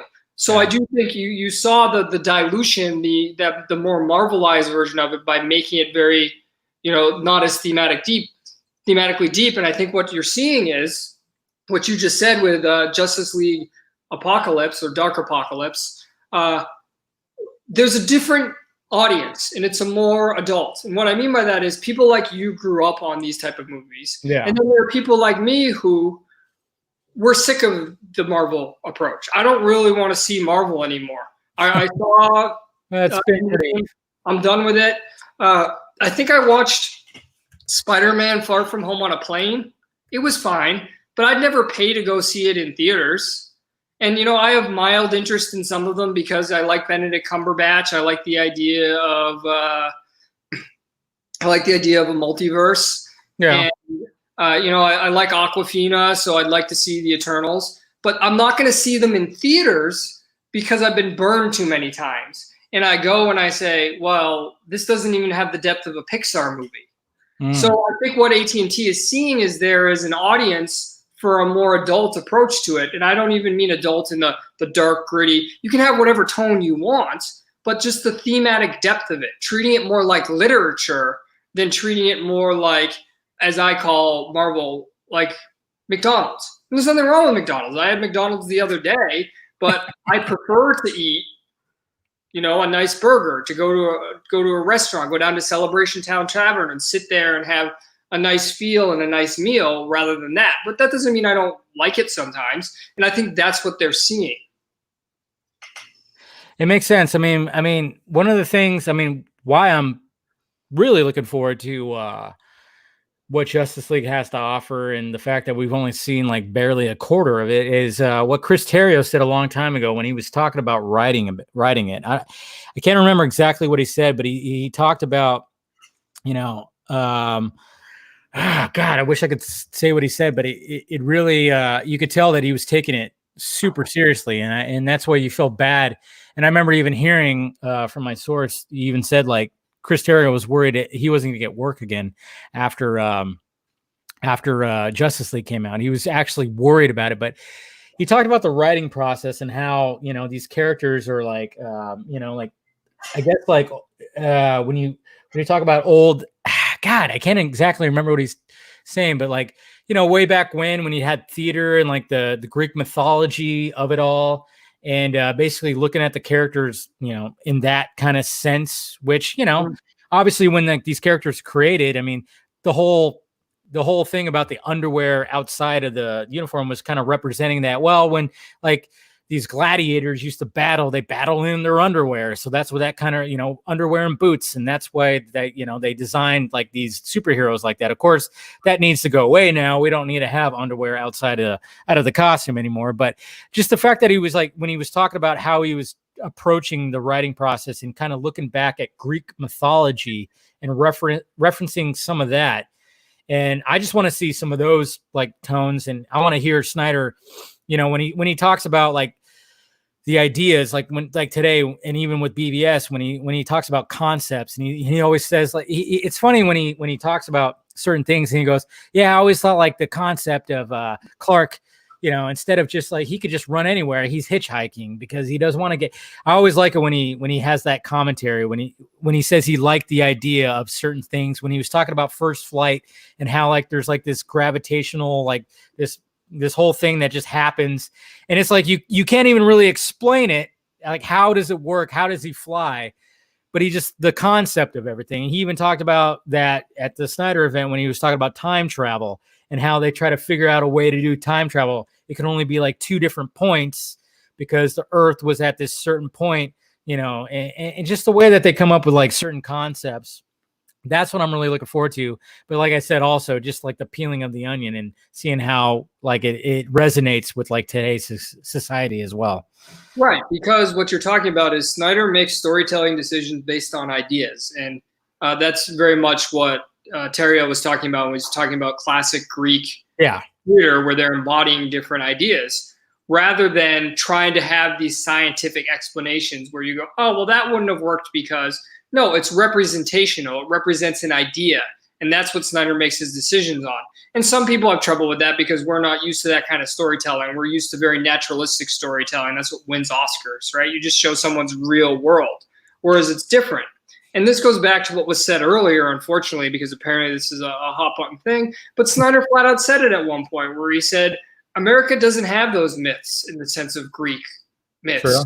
other cultures. And that's what he was trying to craft when he was making these movies, is the American version of myths, ones that embody what, and I'll just leave it at that so there's no more controversy. But it's mythological storytelling. And when you're talking about the changing gears, there's something you said earlier that I want to take an even more definitive stance than you've taken on.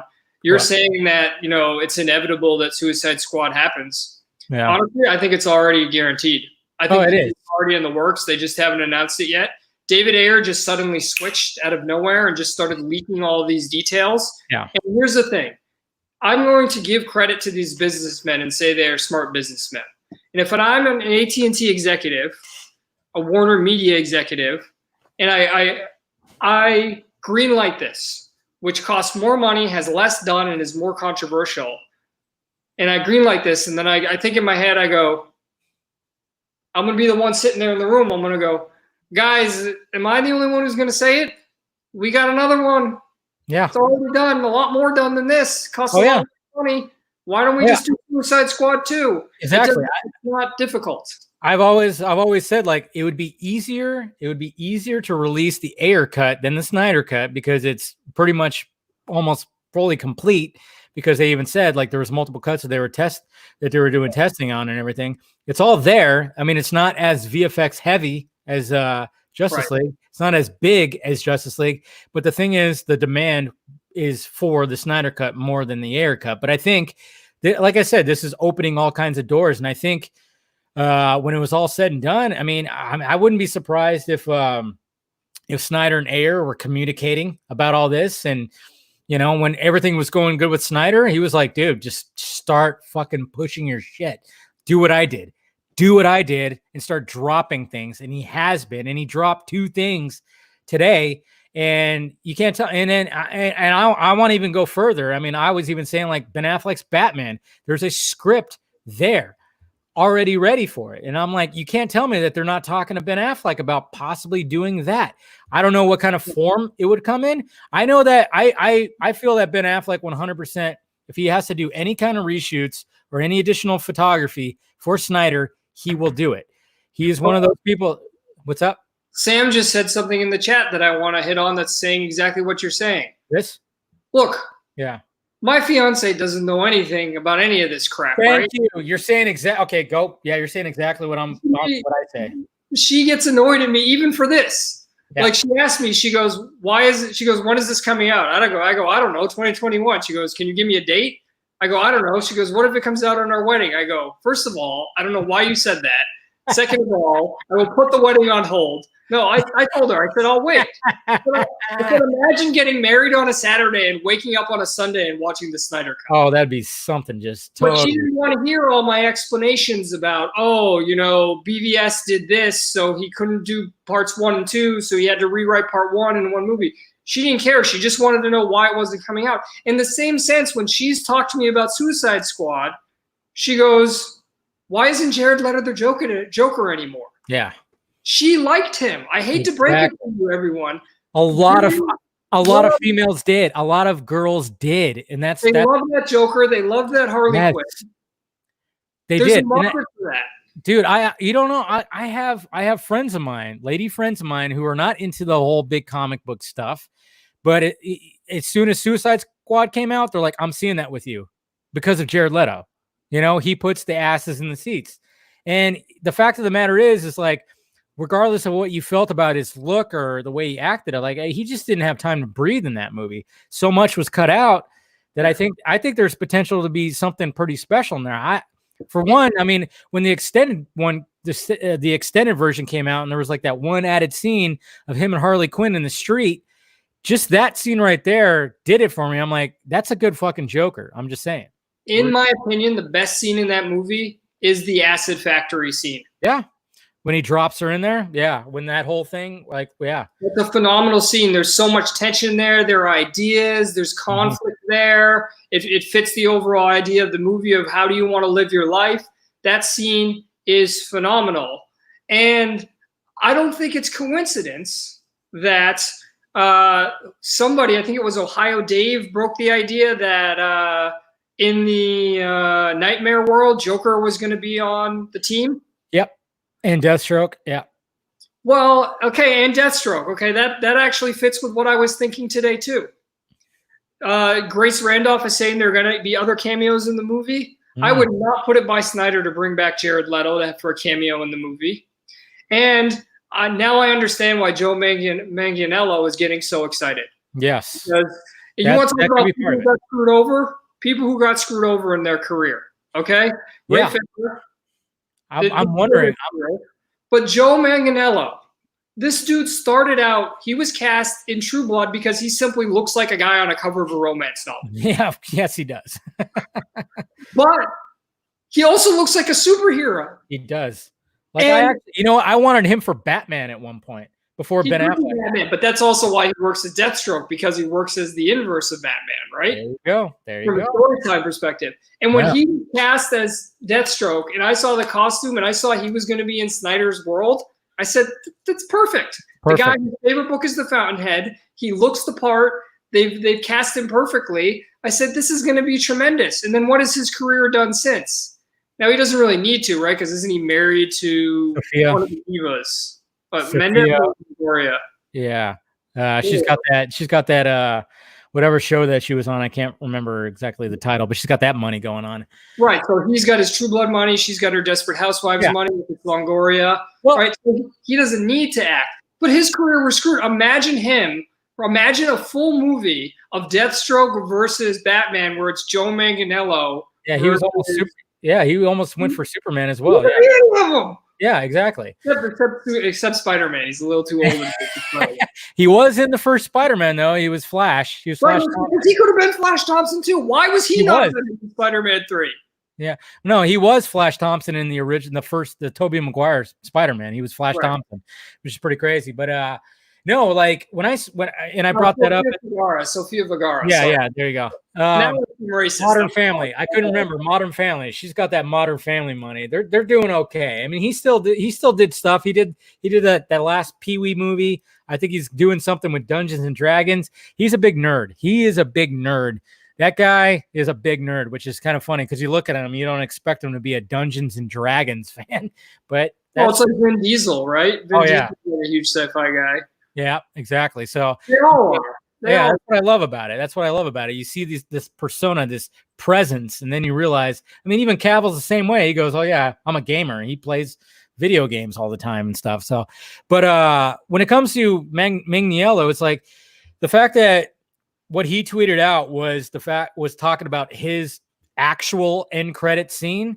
I mean, that's what got me like excited. I'm like, yeah, okay. And he's supposed to be the villain in Ben Affleck's Batman, which then could lead to his own solo movie, which was pitched as well. And I'm like, like I said, this could open so many doors for this. And that's what I'm really excited. I'm excited to see Snyder's vision, but I'm also excited for what it could lead to in the future with all of this. And we could really see some really good fucking, just raw, gritty fucking comic book movies. And I'm here for it. I'm excited. I'm just saying. Yeah. I mean, I would be, as long as Snyder was involved. Yes. I would definitely to watch them. I wouldn't watch them if Snyder wasn't involved. He helped Ben Affleck write that script, you know, and the whole Deathstroke. He helped David Ayer too. That's why there were discussions of in the original draft having Steppenwolf in there and everything. That's why they took him out, because Snyder was like, "No, we're going to use Steppenwolf in Justice League." And apparently they tease him at the end, which makes sense. It's like, yeah, you should tease him at the end, because obviously that's the next kind of chapter in that whole world is this God is going to show up and start wreaking havoc and everything. So I don't know. It's just what they were setting up in the beginning when they were like, "Oh, now there's a Superman. What happens?" That's the same concept in the Dark Knight trilogy of Christopher Nolan, where it's like one guy puts on a mask, everybody puts on a mask. Yeah. Well, now we say there are superhumans. So what happens next? Well, then logically, then Steppenwolf shows up. It was all progressing. You saw how it was working together, and they were using the different filmmaker approach, but still working together. And like I said, I can see Snyder's influence on Aquaman too. Oh yeah, you can see it a little bit. Very diluted because he wasn't around anymore. But you can see how in the early stages, James Wan was working with.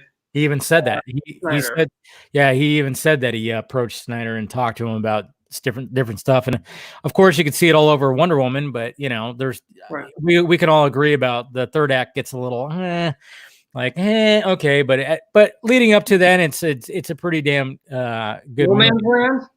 That's Huh? a phenomenal scene. Oh yeah, No Man's Land that's iconic right there. I mean, that's a beautiful, beautiful scene. But yeah, like I said, I'm really excited for the future of all this, and I'm like, But what about the future, Dave, of non-comic book stuff? Because I think a large part of this was Army of the Dead. yeah, And what I mean by that is, if I'm the parent company of WB, yeah, and I have Zack Snyder, his entire career, right? I have Christopher Nolan, his entire career. And I have Zack Snyder, his entire career. And these people have made a shitload of money for this company. And then I lose one of them and he goes and makes a movie on Netflix. If I'm the parent company of that company, I go, what are you fucking knuckleheads doing? How do you let him go? You get that motherfucker back right now. yeah. So, and we also know Snyder wants to make the Fountainhead, which WB owns the rights to. Yeah. And we have synergy here, as they like to say. We have them coming together. Maybe that's why we haven't heard more about the Norse mythology series. Maybe it's going to be on HBOMax and not Netflix. That could be it. But you cannot tell me that Fountainhead is not going to happen now. Now that HBO Max is all about it, I'm almost guaranteeing that we're going to see that Fountainhead series come to fruition after Zack Snyder's Justice League shows up. We got another person that just joined right now, Mr. Scott. Hey! What's going on, Hey! You made it. I did. We just finished recording our I'm going to call it our victory lap episode of Squadcast. So you better believe it. So I had to get that in the can. I'm uploading the audio right now. And I was like, I'm going to jump in. I've got it. I got to make it. I know. Here. Yes. I brought booze. Okay. That's good. Cheers. I actually got to refill mine. Mine's empty because, geez, we're going an hour and 40 minutes and I'm going to go even more, obviously. Somebody asked about Shazam in the chat. What? I don't have a problem with Shazam. It just, again, it was a good family movie. I'd never watch it again. And again, it wasn't very deep. Yeah, it wasn't very deep, but it was just like a family movie. I'm wondering, Scott, why are you kind of grainy right now? I'm wondering, you're kind of choppy a little bit. I'm wondering. I am? Yeah, a little bit. I don't look okay because I don't look choppy on my end. So I don't. What is it? How does he look on your end, Justin? Does he look a little choppy, or is it just? He's grainy, but I assumed it was his video. Yeah. Dave, I don't know. He looks choppy to me. Hold on, let me. I'm gonna. I bet you what. Hold on, because I said I was uploading my audio. Yeah, I bet you I'm choppy because I'm straining my bandwidth right now. Just let my audio upload. It's fine. I mean, your beautiful voice is still coming through clear as day. So that's all that matters. Yeah, you do have. When I was listening to the stream the other day, the 3-hour one from Monday night, I was like, "Damn, that dude should be a radio DJ." You really should. A radio voice, man. You really have the voice for all this. You and Tim. I mean, the fact that you guys found each other, you guys have that voice, those voices. I mean, you really do. So that's why I like listening to Squadcast is actually it's very pleasant. It really is. You should imagine what it was like when I was in retail and I would be the one that would get do the over store announcements. Attention, Barnes & Noble customers. We will be closing in 5 minutes. Please make your final selections and bring them to the front register for process. Thank you so much. We'll reopen at 7 o'clock tomorrow morning. Have a good night. There you go. See, who doesn't want to hear that? Because somebody hears that, they go, you know what? Okay, I'll be back. Yeah. You hear that? The squawking girl. We're closing in 10 minutes. And you're like, fuck her. I'm going to stay here and keep reading this book, man. Oh, yeah. And trust me. And there was also the making sure that you hit the hammer before you put the receiver down, because we call that the Walmart hang up. We're like, no, you're going to. No. We're gonna put this down softly to make sure that there is no. Yeah. Yeah, exactly. Yeah.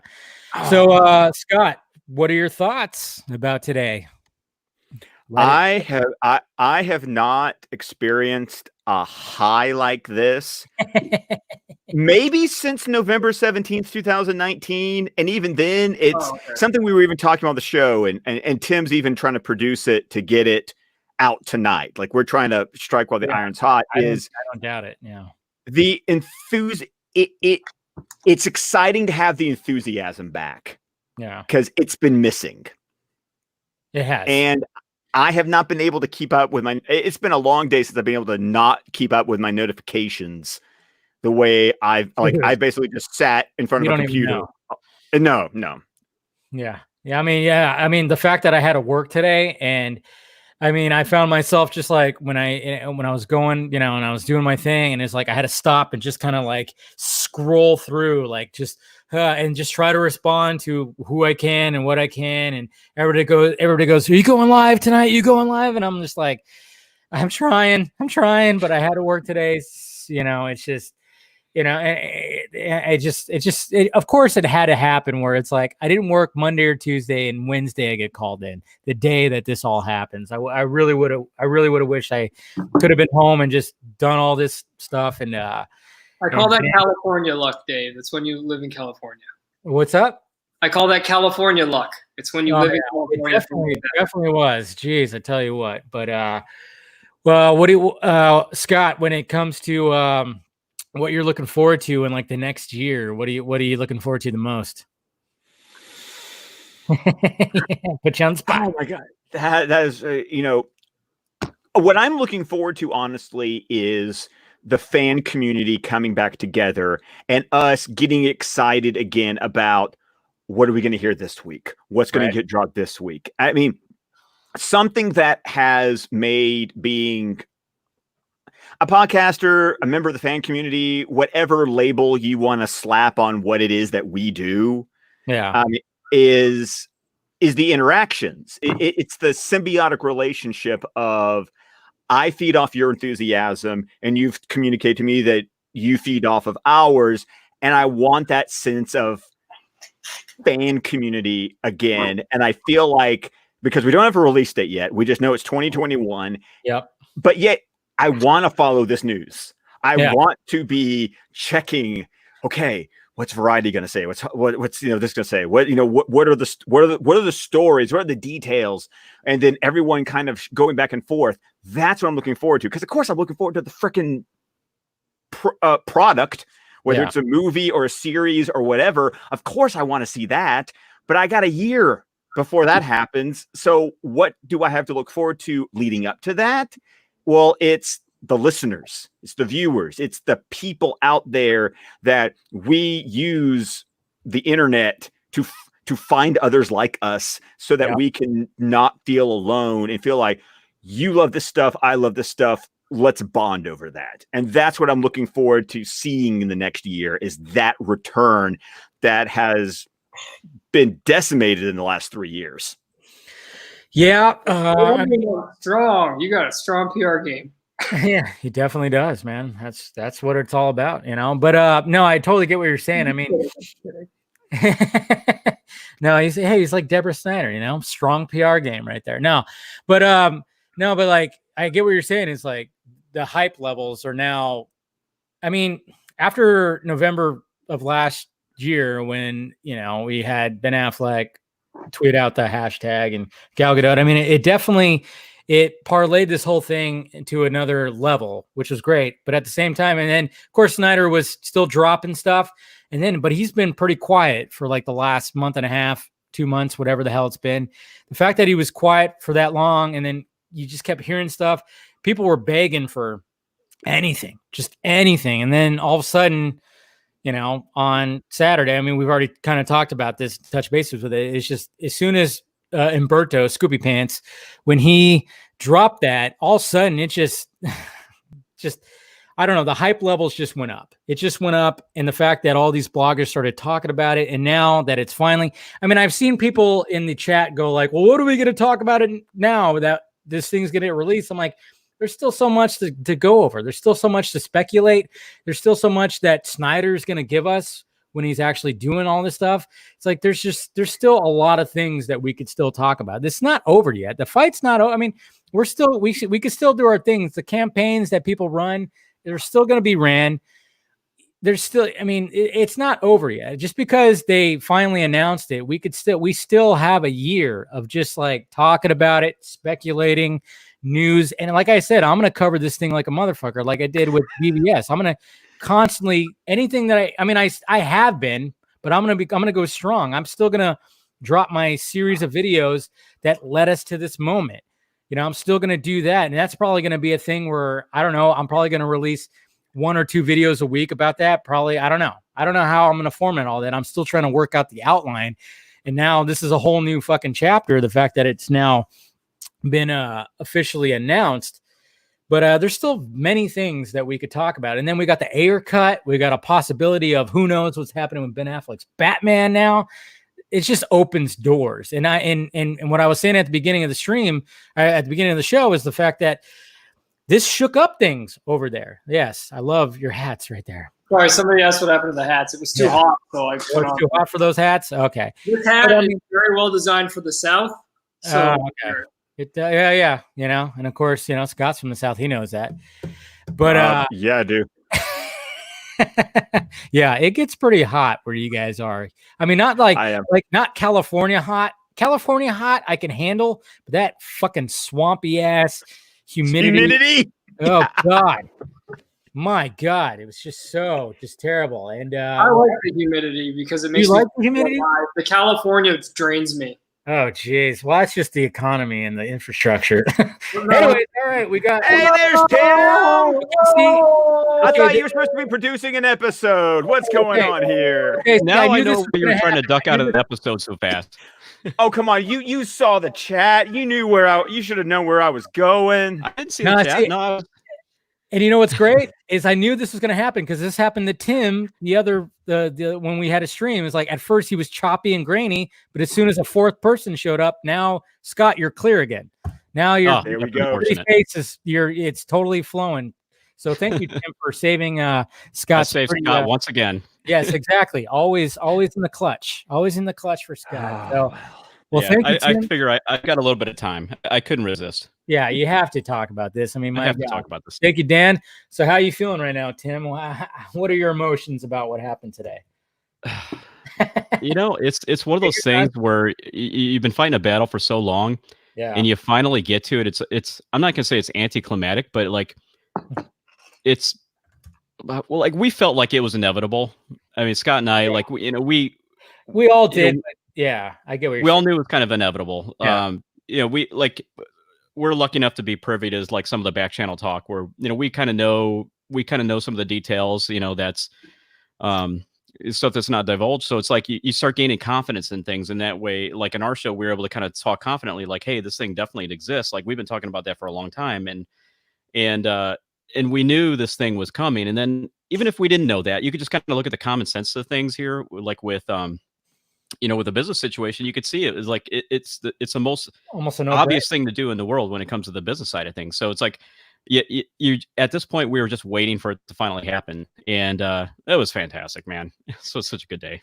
I know. The coordination is going on right here, though, because we got Superman over here, yeah, we got Superman. And we got Just League over there. Right, we're coordinated perfectly right now. There you go. Yeah, I know. When I got home, I was like, took off the shirt that I wore and I kind of washed up a little bit, but I was already like, you know, pressed for time. I'm like, I'm going to go on 5:30 or whatever the fuck I did. Like about 5:30. And I was like, I didn't have, you know, I was just like, I'm going to throw the shirt on, throw the hat on. And I mean, obviously the shirt, I had to do that, but I mean, I'm loving your guys's. You guys almost have the same shirt, the Superman shirt. No, yours is more of a workout shirt, huh? Justin. Yeah, mine. Justin's looks a little more muscular for some reason. I can't quite figure out. There's other reasons for that. Trust me. Depending on that.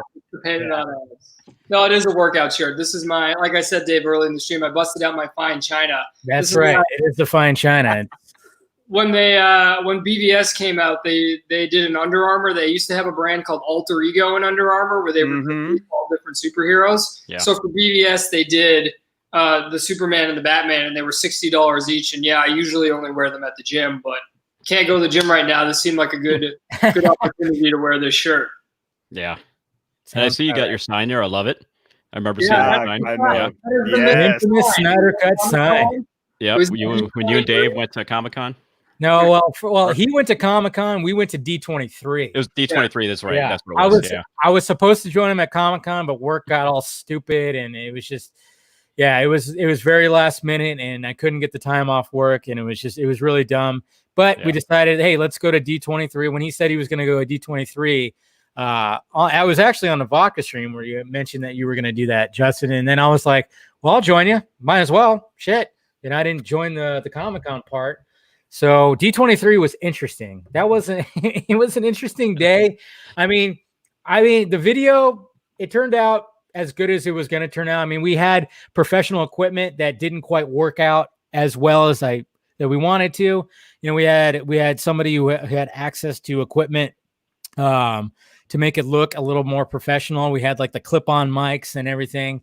But I mean, it was quite a day, like just standing around and trying to just be like, I mean, one of the things that Justin and I kept on doing, it was like, anytime that somebody was approaching, it was like, do we ask this people? And sometimes Justin would be like, no, not these guys. And then even sometimes I'd be like, no, that's not going to. And then, you know, anytime we're like, hey, release this night, they would just totally ignore us. But we got a few people that, you know, had some good things to say. And, you know, it was basically just trying to get the word out to people that had no idea, but there was actually people that knew about it that actually were like, yeah, man, release Snyder Cut, cool, you know, and they took a picture or something like that. But here's the thing about that, Dave. We may not have talked to a lot of people that were there, but it did a couple of things. One, it got a lot of coverage. It did. Right? I mean, there was a lot of news stories. I mean, when my best friend out of nowhere the day you posted it emails me and he's like, you made comic book, or he texted me, he's like, you made comicbook.com,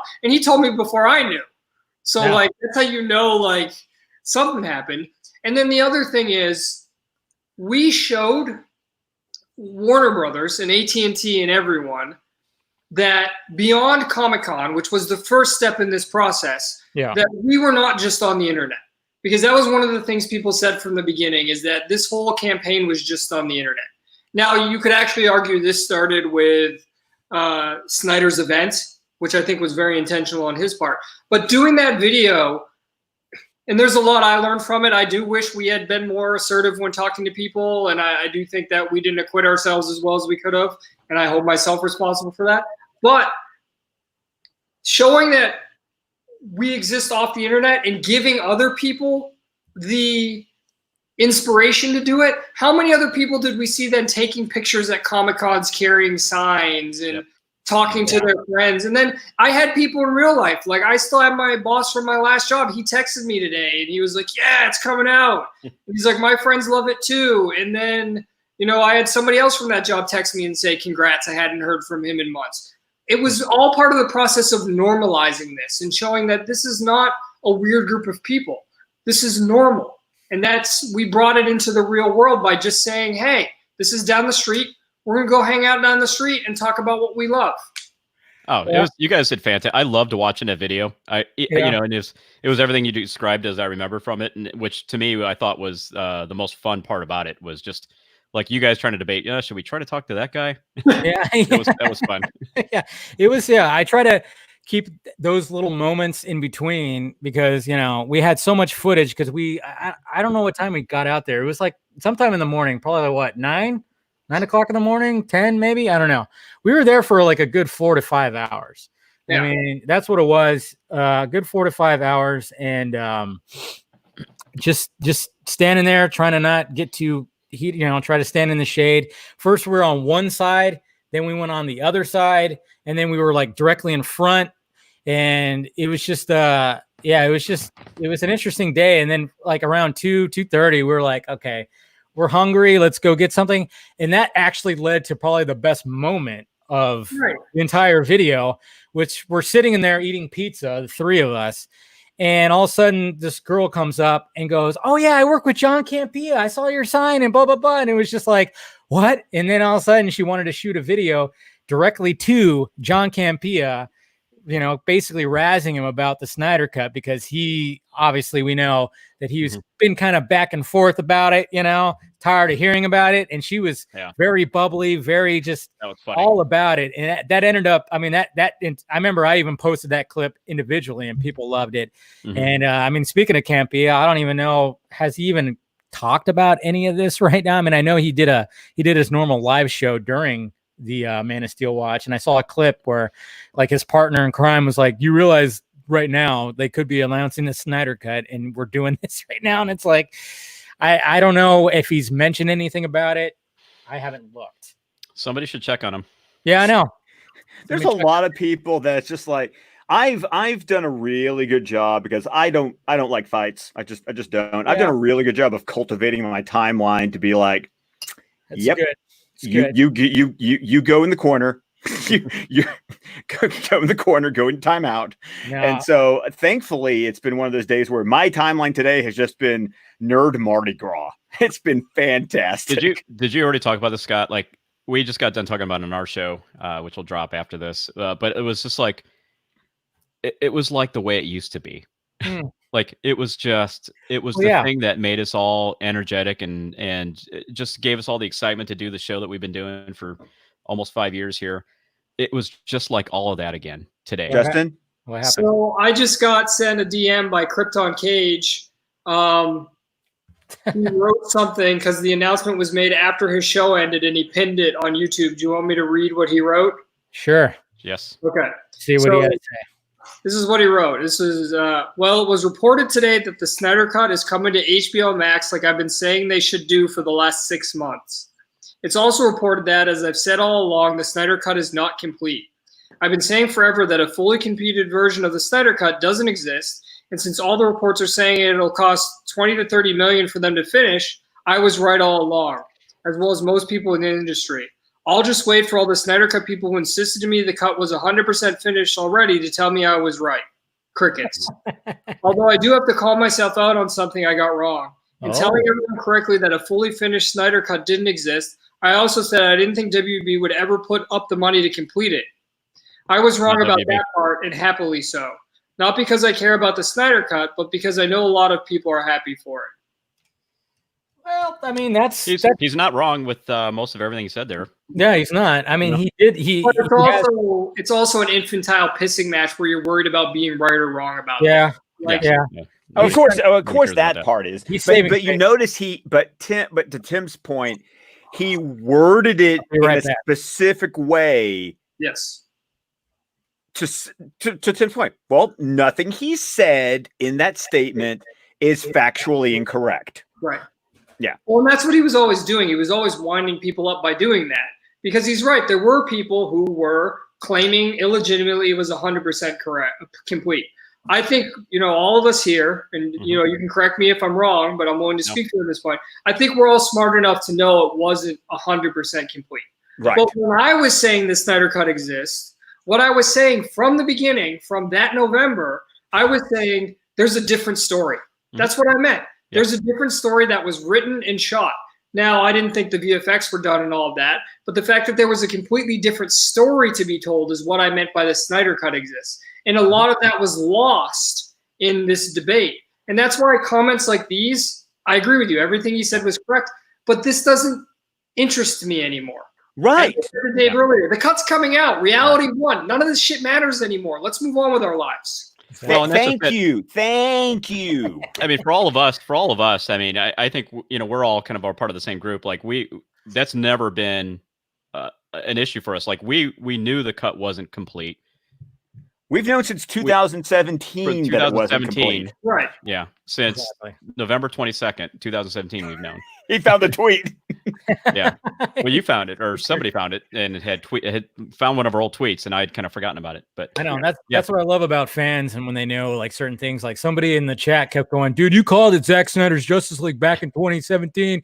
Blah blah blah. And I'm like, I don't remember doing that, but I'm gonna go check. I guess I screenshot his comment just to get the date, and I'm like, I don't know what video if I said Zack Snyder's Justice League. Well, I mean, the guy Alex Lynch, who originally ran the Zack Snyder Bible account, he's the founder of it. He doesn't run it anymore. But he was from that account. He was tweeting that June that after Snyder left and Whedon took over, he's like, man, I hope one day we see the Snyder cut of Justice League. So people knew back then, like that's a guy who was a Snyder fan before. That's what's funny. Everything. That's what's funny too, because you almost want to go where the birth of the release of Snyder Cut hashtag. Now there was a guy, movie buff, something Mayer, a movie Mayer, yeah. Now, I think he was the first one to hashtag it. He was the first one to hashtag it. Yes. But the Snyder Cut Bible, I remember you posted about that. That was like back in June or July. He was the first time to say the Snyder Cut. Yes. So, but when it came to release the Snyder Cut, it came from Mayer or whatever his name. This is the same thing as Zack Snyder's Justice League. Yeah. Like we can say who came up with it. It's such an obvious term. It's the same thing with release the Snyder Cut. And this is what you're saying, Dave, when you're saying everyone deserves the credit. And I agree with you because this is something that we all agreed with and we all wanted. It's a shared value and it came out of that. And the only person I have seen directing this, and if you guys all want to go back and think about it, is Zack Snyder. Absolutely. When the website was founded by Fiona, who was Fiona talking to? Snyder. When TPZ and other people founded the Release the Snyder Cut Twitter account, who was TPC connected with? Snyder. SnyderCon, which brought us all together and teased the movie. Who did that? Snyder. Yeah. So well, he put the 214 in the poster. I mean, yeah. And that's just it. He was even doing it long before the theatrical release of Justice League came out. Yeah, he was very strategically posting things that gave very specific information to all of us that we can go and say, "Oh, this film is this far along." And he was doing that in when he showed the January. We showed the Aquaman footage. You saw the ADR footage with Gal. Yeah. He was basically kind of like, that's just the way he is. But I mean, like I was even talking to Justin with before this. I mean, the 214 was a brilliant thing. I mean, when he circled that on the posters, I still remember being there and Matt, Comic Movie Marks Matt, just like what? Because there was like the way that it was. The main lobby of the place we were at, where the theater was, there was like the downstairs and then there was upstairs. So after, everybody got their shit signed, blah, blah, blah, I walked upstairs to talk to other people. And then Matt just comes up and goes, dude, he circled something on your poster. Check it out. Yeah. And we all started freaking out. 214. And it was like, oh, that's an hour and 34 minutes. And we all freaked out about that. And 214 was brilliant on Zach's behalf, but now that it served its purpose. Okay, we're gonna get something way longer than 214. Here we are. About 214. I'll tell you two things we could forget about after today. 214 is the one thing. The other one is release a Snyder cut because I don't want that director's cut anymore. No, we want I want a lot more. Zack Snyder's Justice League. I mean, that's what I think after today, it's like, I mean, those two things have served their purpose. I think people are still gonna probably post release a Snyder cut. I get that. But at the same time, like you said, I mean, there was even people that were the past couple of days saying announce the Snyder cut, hashtag announce the Snyder cut. I actually thought that's not bad. That's actually good. Like it's a change, but it still has Snyder cut in it. And we want the announcement. Cool. That's totally fine. I think even Jackie Earl, he actually tweeted, announced the Snyder cut when it all finally came out or something like that. I don't know. But I thought that was actually pretty cool that, they changed it to that. That was perfectly fine by me. But yeah, like you said, I think, 214, it served its purpose. And I think release the Snyder cut, that's going to be a little more difficult for people to drop. But at the same AT&T has been stoking the fire of that one too. Like they've been replying to people. Well, AT&T and all the corporate Twitter handles. I mean, another thing about today is and I think I said this on our show, so you're getting a little preview of what we said. This was a Swiss watch of corporate synergy today. Yeah, right. I mean, when you got Looney Tunes. Yeah, I saw we got Looney Tunes tweeting hashtag release the Snyder cut. Jeez, I didn't see that. Oh my God. It was, I mean, TNT Drama was live tweeting the watch party. Yeah. But it was like Batman, Superman, DC Comics, AT&T, HBOMax, freaking Looney Tunes was tweeting. Yeah. Basically, if it was owned by AT&T Warner Media, they were full court press today. Oh, big time. I mean, it was beautiful seeing all that. I mean, I was limited to when I could look at my phone, but when I saw like different things, I was trying to retweet as much as possible anytime I saw stuff. But yeah, you're absolutely right. And look at this. Like, what? I mean, some Jose right here. He says, like, what if it is released on 2/14/21? Hey, that could happen. I wouldn't. No, wait, I wouldn't be married yet. My fiance would be so mad. Are you kidding me?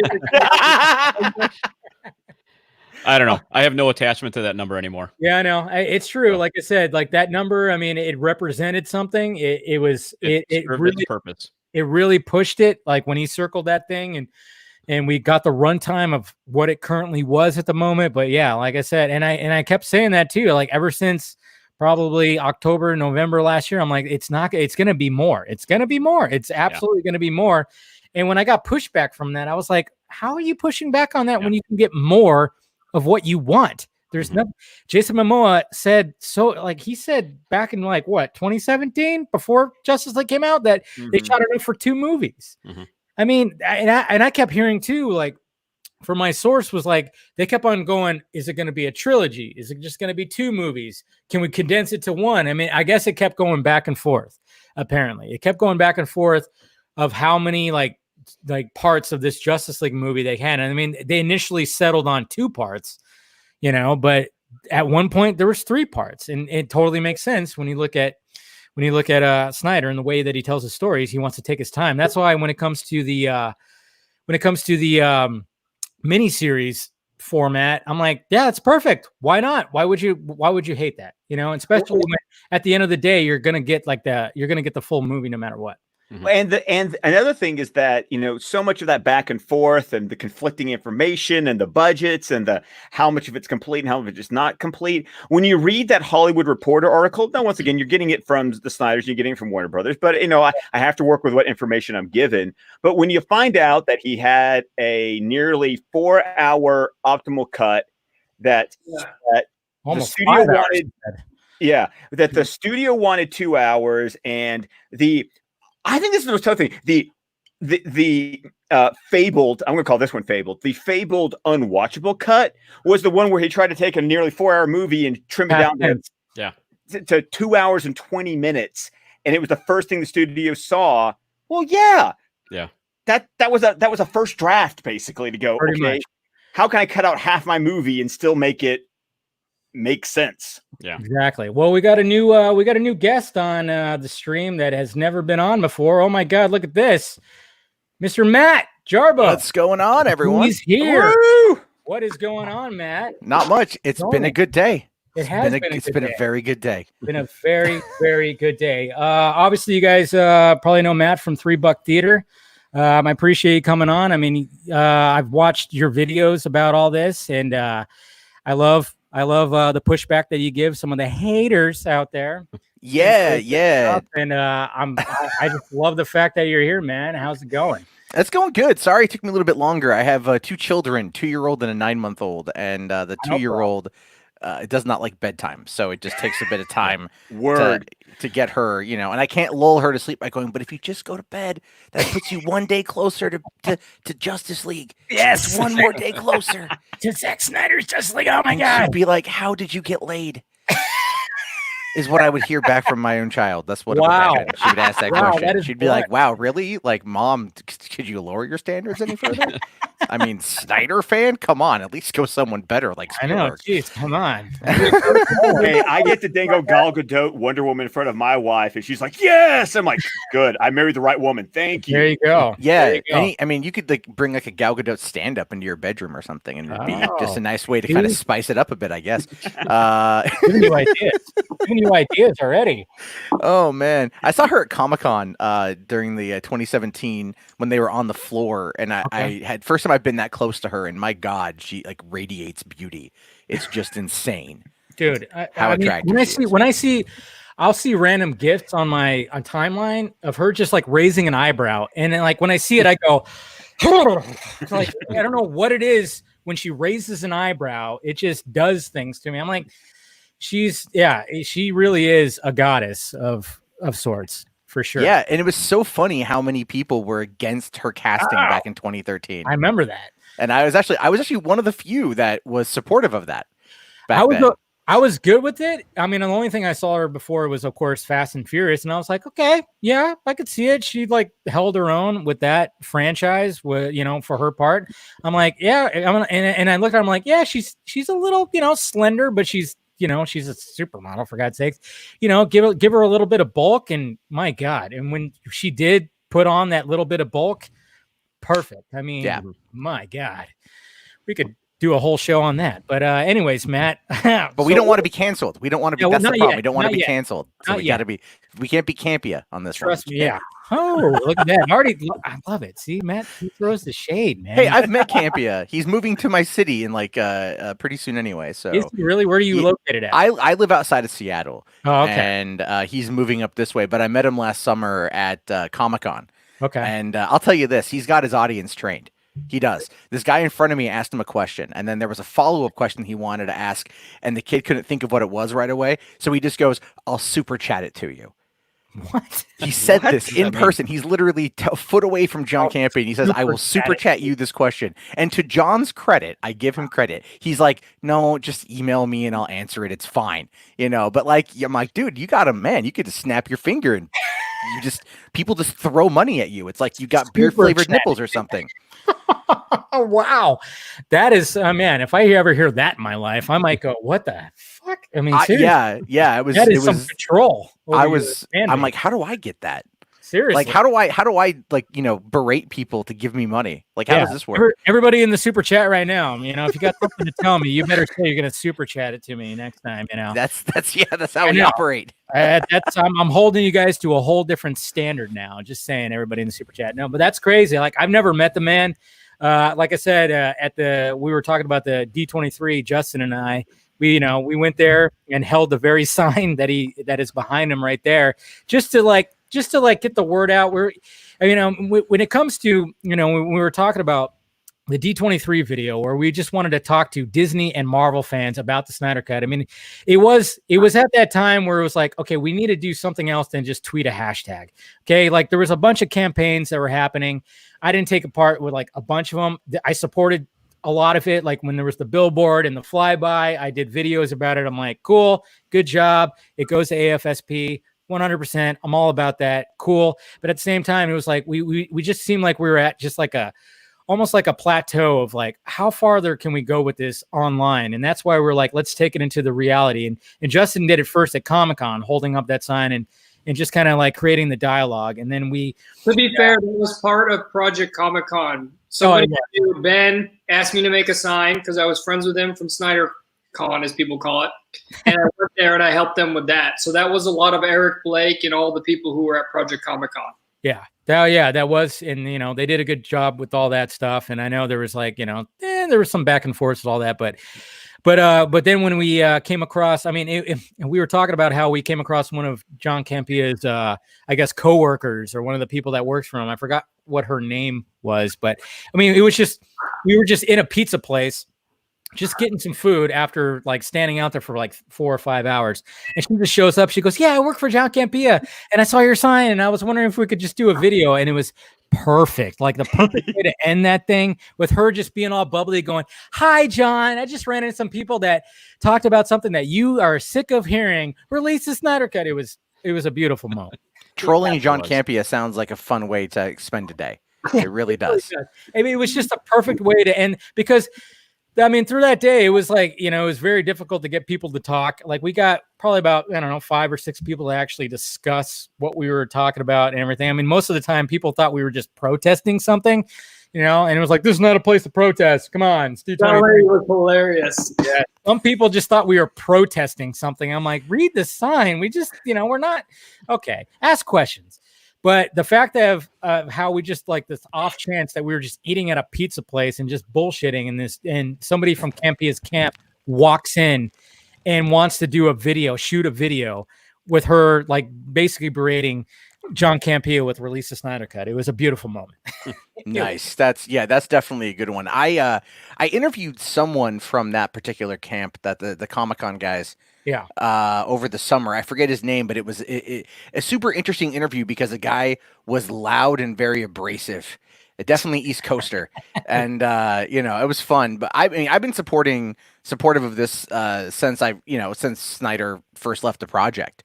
And I mean, a lot of people out there, they love to just push, like, I don't want to say their names, but certain people like to just create drama out of no reason, right? And then today, for example, okay, can I swear? Is that possible? Yeah. Okay, yeah. cool. Fuck it. So Andy Signor, or as I'm calling him now, Blandy Andy. Andy. I saw. Yeah, you said that in your last video. Yeah, Blandy Andy and Jokey's Corner.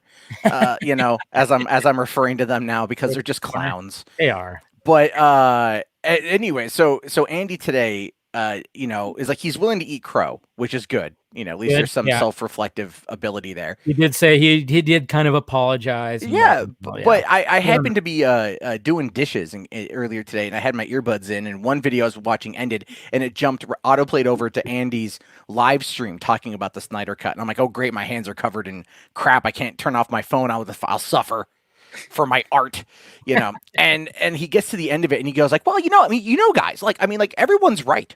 Everyone was right. If you're for it or you're against it, you were kind of right. And he starts trying to rationalize and justify him being an utter, like, see you next Tuesday towards Snyder Cut fans a few weeks ago. And he was like, no, I was right in my reporting. I was told like that. This is what didn't you just say in a video that like maybe your sources were not good and maybe you should not trust those sources?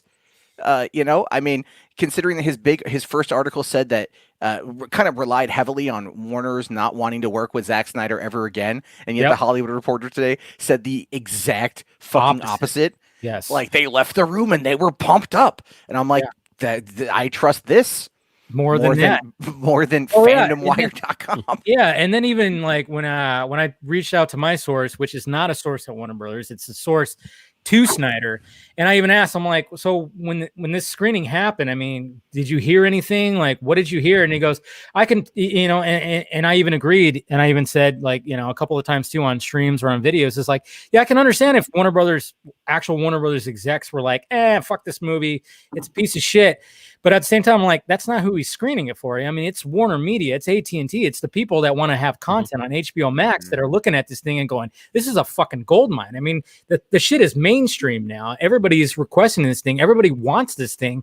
And now, I mean, it's even going further than that. They're like, we want to work with, I mean, Matt, what I was telling these guys and telling the audience is like, this has changed some shit over there. I mean, God knows what this could open up doors to. I mean, we've talked about, of course, the Ayer cut. I'm sure you've heard about all that stuff. I support the Ayer cut 100%. 100%. All of us. David Ayer is having fun today. Dude, what was up with that? I'm sorry, but that tweet made my day. The Joker gift, even above and beyond the release of Snyder Cut. That was great. That was great. I caught that. I'm like, what does this even mean? I mean, I'm willing to bet that Snyder and Ayer have fucking text or something. They've been like, dude, just start talking about your shit. I'm gonna, I don't know. I don't know. Well, I mean, Ayer is mad, and he's mad, and he's been like, I mean, he has trouble, really kind of like keeping his mouth like shut on certain things. He pushes back against people with like fucking like 56 followers. Yeah, I know. Yeah.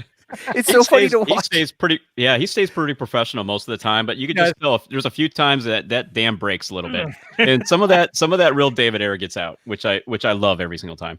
You can see it in his movies too. You can see like there's like an intensity that comes from him from his movies. Yeah. But yeah, I mean, like the Ayer cut's a big deal. And I agree with you. I think we're going to see some movement on this one. But my concern is too many cooks in the kitchen, and I say that because AT&T just dropped $250 million to get J.J. Abrams for a 5-year deal, and then the Justice League Dark. So Snyder and J.J. they are completely tonally different directors, and I don't think J.J. could adhere to Snyder's vision. I don't think he has to. I think all those things could be completely separate. I kind of feel like. I used to hear this thing all the time about like, oh, the fan base is going to be confused because there's an Ezra Miller flash on the big screen, and then we got this other flash on the CW, and I think I don't think anyone cares or is confused by that. Like I think people who think that are just kind of like thinking like old mentality at the time. Yeah, like today, it's like people just want content. Well, okay. I look at it like this. This is how I describe it. So the MCU is extremely homogenized. And I'm fine with that. Like I love the MCU. So I'm fine. It's like a TV show. So I'm good with it. The DCEU, like, I've always looked at it as being more filmmaker driven than producer driven, but I still feel there needs to be a producer at the helm, like a Feige, to kind of have a vision, but to allow for some deviation to take place. Now, I will say, though, that, I agree to your point. James Wan took Aquaman and took it into this bright, colorful, not grimdark world, and what I think delivered an insanely fun movie. Yeah, I adored Aquaman. I thought I was going to hate it, and I went in and I had so much fun with it. So I mean, you can have that be different things. I want to see what Snyder's vision for Superman would be post Justice League, because if we were going to get that complete arc, because I don't know how much of where the movie ended that was, from what we saw, that was supposed to be Snyder's. I'm not 100% caught up on everything. Well, I mean, that final act, I mean, a lot of it was reshot. I mean, it was. I mean, when you see Wonder Woman like doing her, she's about to strike and she just strikes the axe. I mean, that's supposed to be her just like slicing the head off or whatever the hell. And they revamped that, and everything Superman does in that final act. I think the only thing that they kept with Snyder's is when he swings at him and he dodges it with like in slow motion. I think that was a Snyder shot, but everything else. That's a Snyder shot, because you can look at Cavill's face. You can always tell by the face, because he doesn't have that weird, goober rapey face kind of thing. Well, he looks like Adam Baldwin. Yeah, he does. I know Adam Baldwin personally, so it's like really? Because of Gamergate a couple years ago, I was one of the main people in that. So he hit me up one night. I was living in San Diego, and he's like, "Hey, you want to go get drunk?" And I'm like, "Yeah." So we went up downtown and just got plastered. So he's a good guy. But yeah, he looks just like Adam Baldwin. He does. It throws me off every time. One of my friends pointed that out. He's like, he looks like Adam Baldwin right in this shot. I'm like, wow, you're absolutely correct. He really does. If they ever do a Chuck remake, we know how to get Henry Cavill to be a picture perfect young Adam Baldwin. There you go. So there we go. Right there.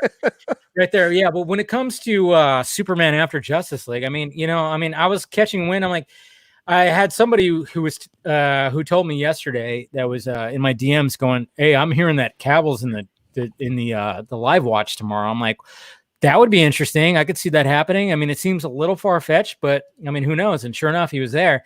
And he said also that possibly they might be talking about a Superman sequel, but today it was like, well, apparently they pulled back on that because they want to have Cavill have the proper announcement of all that. Today was all about the Snyder Cut and all that. So I don't know. I mean, Danny Garcia, Cavill. She was tweeting up a storm today. She was all about it. About it. So, I was like, okay, if she's like all about it and this, I almost thought, like, is there going to be also a Superman sequel going to be announced today too? But at the same time, you probably don't want to announce too many things at once. You're absolutely right. There's no reason to just kind of blow it all in one day. I mean, when they were doing their best marketing, for the Snyder films for Batman v Superman, it was just like there was a constant stream of things that were kind of coming out. Same thing with Suicide Squad. I mean, what they did with Suicide Squad was fantastic. And so you got to just take these things and spread them out a little bit. Just kind of you got to keep feeding that engine. And that's something that we certainly have not had, the last 2.5 years. And another thing is, I know that AT&T, they're putting their money, they're investing their idea in completing Zack Snyder's Justice League. They want to measure the impact of this announcement. They want to see how are people going to react solely to Zack Snyder's Justice League, which is fine, because I think we've acquitted ourselves admirably today in letting AT&T know how we feel about this decision. Yeah. And I think that's part of what this was. Let's drop this.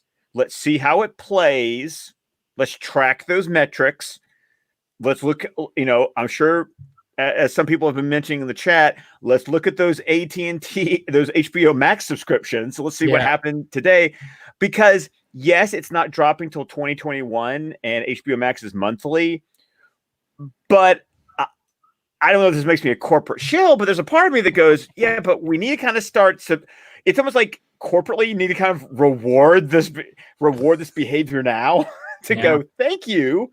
Let me show that I'm willing to be a customer at this point. Justin, you got some? Yeah, not just that. It's most people aren't going to think, oh, well, this comes out later, I'm going to subscribe later. Most people think, oh, they're going to have the content I want, I'm going to sign up now while I'm thinking about it. And this is the model that's been set up by Netflix and by set up by Disney Plus with The Mandalorian, and Netflix with all these shows that everyone's always binging. That's why they drop the shows at once. There's a new thing they binge and move on.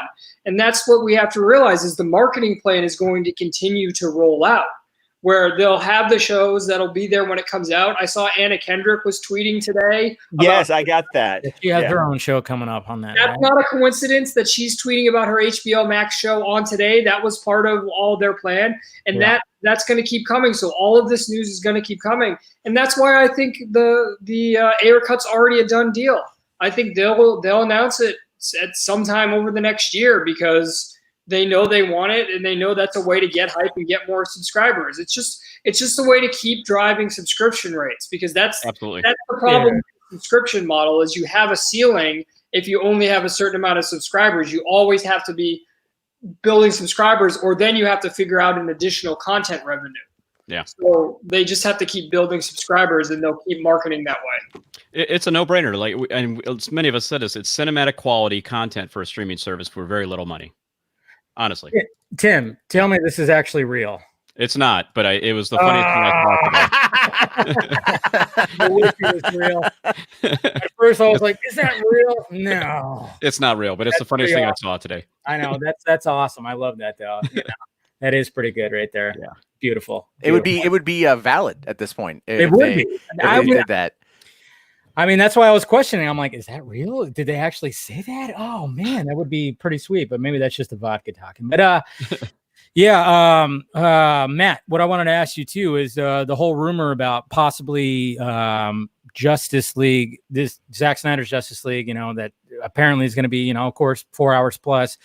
What are your thoughts about it possibly being broken up into like a little mini series? Oh, I'm fine with it. In fact, I support it. I support it being a mini series, and I support it being weekly. Yes, weekly. So weekly. And people get mad at me for saying that now because they're so used to this binge culture. But I'm like, dude, we've been in a pandemic for 2 months. How many people have burned through their entire backlog of content? I watched Tiger King in a day. Fucking right. Like, I mean, I do food delivery at night, so my life hasn't changed. It's only gotten busier. So I haven't gone through as much, but everyone I know is like, oh, I went through this and this and this. I'm on like my 8th watch of The Office. You know, and I'm like, all right, well, Married at First Sight. That's what I am binging now. Married at First Sight. Wow. Yeah? I heard about that. Yeah. That's reality TV. It gets you.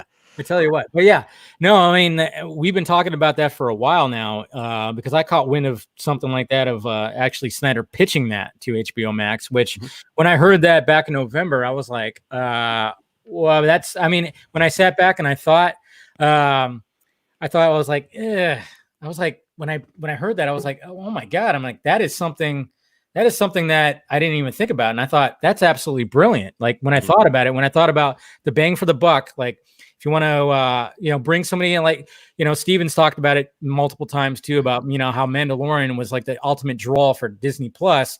But if you keep those subscriptions, you got to do it weekly. And and he even brought up the fact of, every time an episode is shown, you can actually have a week of discussion about that one episode, as opposed to when Stranger Things is like fully out there. You just got to talk the whole entire series. That was my I did that I talked about that on the live stream today, and that was the exact example I used. July 4th weekend, I binged all 8 episodes of Stranger Things season 3 because it was shorter than seasons 1 and 2. Yeah. And then on Monday, people were talking about it after the holiday weekend. By Tuesday, the conversation was dead. Done. And I'm like, it was a good season. It was a great season. There was a lot there to talk about, but no one is going to be sitting there and diving in. I mean, imagine if they would have done week to week on season 2, what the chatter would have been after episode 7 with Bob getting taken out. It's been a couple years. I'm going to spoil it. And then the next week, how many people would have lost their shit because the episode was terrible? That follow-up episode with 11 in Chicago. Cool. But it would have had a conversation going. It would have been the this is what's going on. I mean, look at the Clone Wars. Even the Clone Wars, week to week, people were watching it. Some people lost interest in the middle because that arc was terrible. But then it got into the Siege of Mandalore, and then bam, you had every Star Wars channel making constant content about it and hyping it up like crazy to the point of where people were just losing their shit every single week because they were watching the new episodes and they were getting in on the conversation. Same with Mandalorian. So, well, and that's and to your point, the problem with the binge model when it comes to conversation is that, I mean, I remember when Stranger Things season 3 dropped, and by the time I woke up, people had stayed up and binged the whole thing, and I'm trying to stay off the internet then so I don't get spoiled on something that it's the freaking 4th of July. I have family obligations. I'm not going to be able to get to that thing immediately, and that's why it kills conversations, because it's all done. Some people stay off social media to avoid what conversation there is, because they want to actually get to see the content. And so that's my and you want to know that when it comes to shows on Amazon or Netflix, the two main streamers who do the drop the whole thing at the same time, you want to know how many things are in my queue backed up, because I don't have time to watch the entire series at one time. And so I just wait on it. And then I wait on it so much that it gets put to the back burner, and my Netflix queue it's insulting what it looks like right now, because like I don't have the time to burn through all that. But when it's dropped weekly, like what Hulu does, and my wife will watch like Little Fires Everywhere or something, and she wants to talk about it with people every week to week, because she can't just lay in her bed for 5 hours on her iPhone and zip through it. And then, as people have always wanted to say, they talk about, but I want it as a movie. And I'm like, we can have our cake and eat it too. Right. Yes, it's a series now. What's going to stop them from super cutting that puppy later on? We do what's good for the marketing now. We do what's good for the business now. We can get our movie later. You don't think Zack's going to want it as a movie eventually when it was... And look at that Hollywood Reporter article. It says in the article, the series idea is Snyder's. It is, yeah. It is Snyder's. That's the thing. And that's what I've been trying to tell people. It's like people are like, oh, that sounds like something Warner Brothers wanted to do. And I'm like, no, that's actually something that the director actually wanted to do. What do you have to say, Justin? I want to build on what Scott said, is that I think what the other thing to talk about here is it was a suppressed premise of what he was saying, different types of audiences. Yeah. When you're doing this, when you're dropping it all at once and people are binging it and then moving on, you're catering to two things. One, a certain demographic that has the time to be able to do that. And that tends to be younger people who don't have as many responsibilities. Right. And two, a certain type of personality, someone who can sit there and watch all of it at once, because either A, they're more introverted, or B, they have that sort of attention span. But what you're losing by doing it that way is a huge demographic. And it's a demographic that made TV popular. TV was, at the end of the day, you would go and sit down in prime time and it would be a family event. You would watch your show together. TGIF, motherfuckers. Right, they started introducing that for younger people. But it was the businessman who came home and that was his time with his wife. They would sit and watch their show together. That's lost now. Yeah, and it's just not just that; it's all the hype building that happens in between episodes. I mean, when you have things that drop weekly, I mean, you have people talking about it all week, and you lose all the that. So yeah, it's the water cooler conversation. It is, yeah, exactly, yeah. And that's the big problem with Quibi. That's what Quibi is attempting to do by doing the daily episodes. They'll drop a new episode sometimes at midnight, sometimes at 8 a.m. It's kind of weird. But every day is a new episode. They'll do like 10, 11 episodes of a season, which feels like 4 episode shot of a TV show, roughly. But the idea there is meant to be water cooler. So it's meant to be, you watch it on your way to work, 10, 11 minutes. You talk about it with your coworkers that day, and that's meant to spur the conversation. But they launched it during a pandemic when everyone's home and the content is short. So it's not working out as well as I'd like. But I think going week to week instead of daily, because people will get lost in it too. If it's too much, people can't juggle it. And this is where I think, I think we're going to start seeing a slowdown of the binge content, because Netflix won't do it because they don't have to. They can just dump it and be fine, and no one's going to care. That's the normal stuff. Yeah. Tim, do you have to take off or what? Yeah, I got to go produce our episode. I mean, this guy doesn't do anything, so. Yeah, no. Oh, excuse me. Month of March. Month of March. I'm going to remind you of that. That is true. That is true. That 1 month out of the 5 years. But that's fine. All right. All right, Tim. Well, I appreciate joining the stream tonight, man. Yeah. Well, thanks for having me on. No problem. See ya. We replaced we'll replace Tim with one of the Faruqi brothers. What's going on, Amir? Hey, how are you guys? Good. How's it going? How you feeling today? Well, it's been an amazing day, man. I just thought I'd pop in and congratulate y'all on you guys' work, and also just all the fans. It's been a crazy day. Yeah, it definitely has. But I mean, hey, I mean, you guys were part of it too. I mean, you guys, you know, with Shiraz and everything, and you know, just doing your guys' podcast and having all those people from, you know, your Cleanoses, your Fabian Wagners, and everything. I mean, geez, you guys are a big part of this too. Yeah, I think the beauty of this movement is just the fact that how, you know, people came together and kind of tried to work together in a lot of ways. And I think now that we're at the end and we got the win, as they say. Yeah.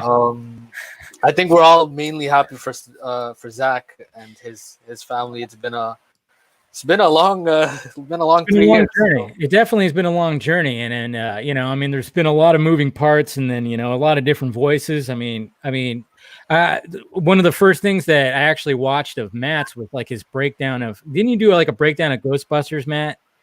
I covered that movie. Yeah, you did a lot, and I catch crap for that now, which is pretty funny. Of course, people are like, "Oh, you covered Ghostbusters," like other people covered Captain Marvel, and I'm like, "No, there's a difference there." I covered the production of the movie and a lot of the other fallout. I didn't. Brie Larson farts in a snare drum, and 1,000 new videos pop up. There's a difference in the type of reporting that I did. But yeah, I went after Ghostbusters pretty heavily. Yeah, your videos on that. That's when I actually got in touch with a lot of your work, and I was a fan of those videos because I agreed with a lot of that stuff because I'm a huge Ghostbusters fan, and the way that movie played out and everything, all the behind the scenes stuff and everything, and it's just like, you nailed it with that stuff. So very appreciative of all that stuff, and then the fact that you actually jumped, into the Snyder Cut stuff. I remember you reached out to people. You want to just have people on. Your one of your live streams or whatever the hell.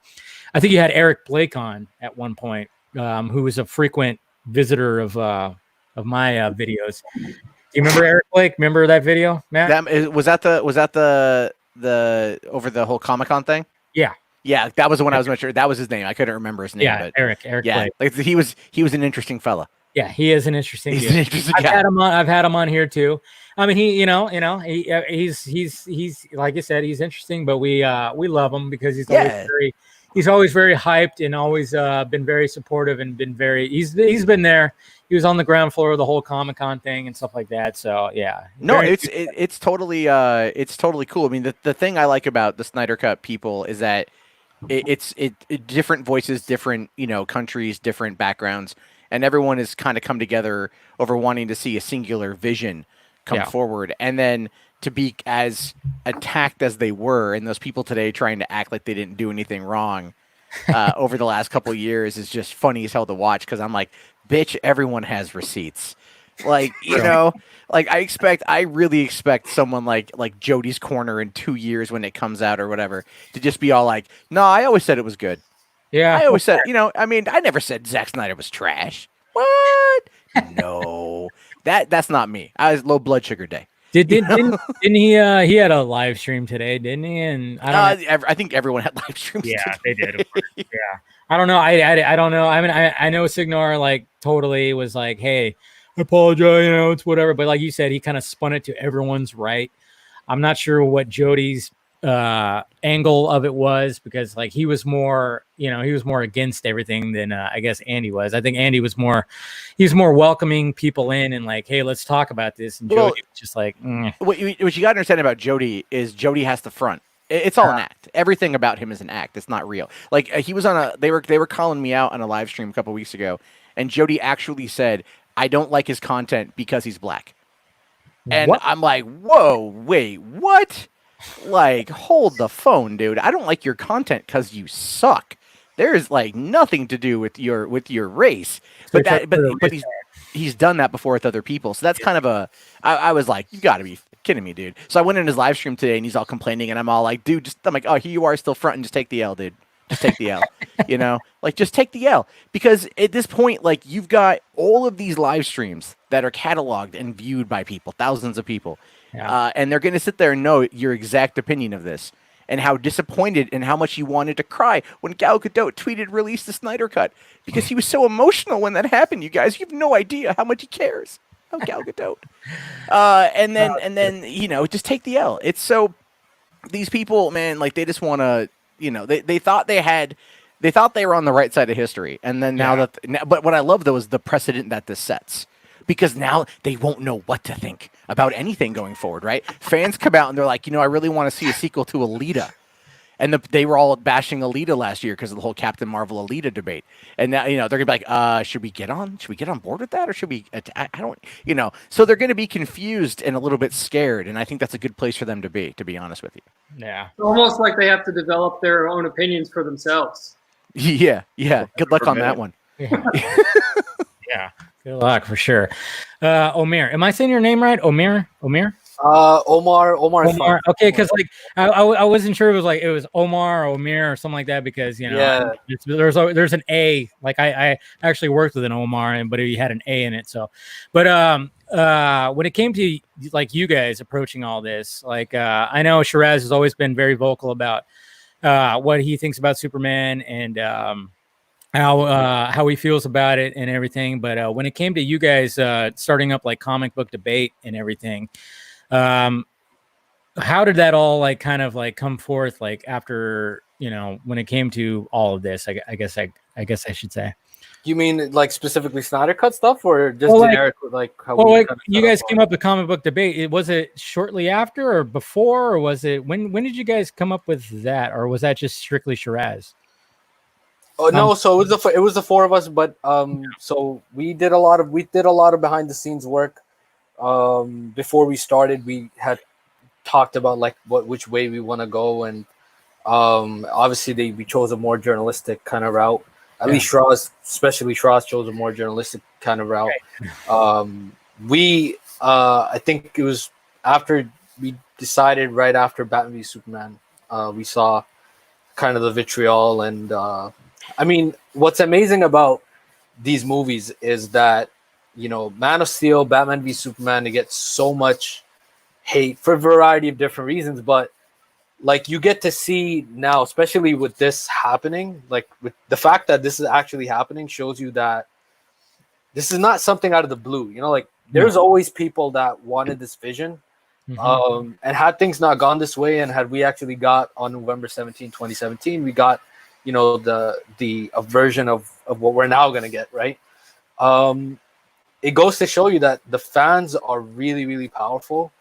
And this is a brave, you know, when Zack Snyder said it's brave, he wasn't, you know, it's not PR, you know what I'm saying? Like he is telling the absolute truth. Cause now, I mean, the possibilities are kind of endless. Well, that's what we've been talking about. Is like, what does this open doors to? I mean, we've been talking about this for a bit, you know, and specifically this week is the fact that, you know, yeah, of course we're gonna get Zack Snyder's Justice League, cool, and then, you know, I mean, but look at David Ayer. All of a sudden, he just like fucking, you know, got a flame lit under his ass, and he's just like posting shit like crazy, and I'm like, they got enough footage to freaking make a Joker movie at this point, man.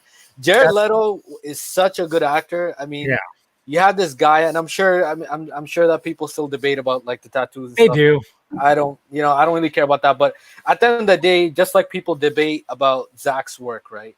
Yeah. You have like a freaking A+ talent actor, right? Who did like they have over like 40 minutes or whatever footage that they're, you know, that they can use. Yeah. Just freaking put it on a thing and just get it out. You know what I mean? Because at this point, now people are gonna. Yeah, they're taking notice. I mean, we discussed this like before, where it's like, you know, I mean, it's more complete than the Snyder Cut. I mean, it would be easier to release the Ayer Cut, but the thing is, the demand was for the Snyder Cut, and I think, I mean, I'm glad. Like, I had some people actually when I would ask me questions, either in the live chat or just when I used to do the podcast format is like, wouldn't it be easier for Warner Brothers to release the Ayer cut? What if they test the waters with the Ayer cut more than the Snyder cut? And my thing was always like, yeah, but the Ayer cut is not mainstream. The Snyder cut is now mainstream. I mean, when it showed up on Harley Quinn, I mean, my God, that was beautiful. That was a beautiful moment because there were people that were betting on the Snyder cut fandom to just like totally just shit all over it. But mostly everybody, I should say mostly, because there's always that small little loud part of the fucking fandom that is, it doesn't like anything that anybody else liked. Anyways, but that didn't like it, but yeah. But most people liked it. Everybody was like, this is good. This is free press. And it was funny. It was funny. It was a funny episode. Did you see Justin Halpern's tweet today? No, I didn't see it. Oh my God. He had released the Snyder Cut guy. And he was like, well, when this guy just finished jacking off to all the hentai, wait till he opens his computer and gets very excited. It was hilarious. Love it. I love that. See? I mean, it's right there. I mean, you can't take that. I mean, if someone's going to poke fun at a certain thing, I mean, it's you should look at it as flattering, especially the way that they did it. I mean, when that episode was a great episode because it was a Batman-centric episode. And that's what was kind of funny about it, too, because he's bitching about like, oh, yeah, did you see Harley Quinn? She defeated Penguin because she's a fucking whatchamacallit, Mary Sue powers. She used her Mary Sue powers and blah blah blah. And then they read the synopsis of the episode, and it's a Batman-centric episode. No Harley, no nothing. And then he was all, okay, and it's just like it kind of stopped him in his tracks. And it was a great episode. It was an absolute fantastic episode. Yeah, but if it sucks, we're gonna watch Family Guy. Yeah. There's two faces. I'm one of the faces. Is that not clear? Yeah. I mean, yeah. Bane. I mean, they gotta hire Scott, yo.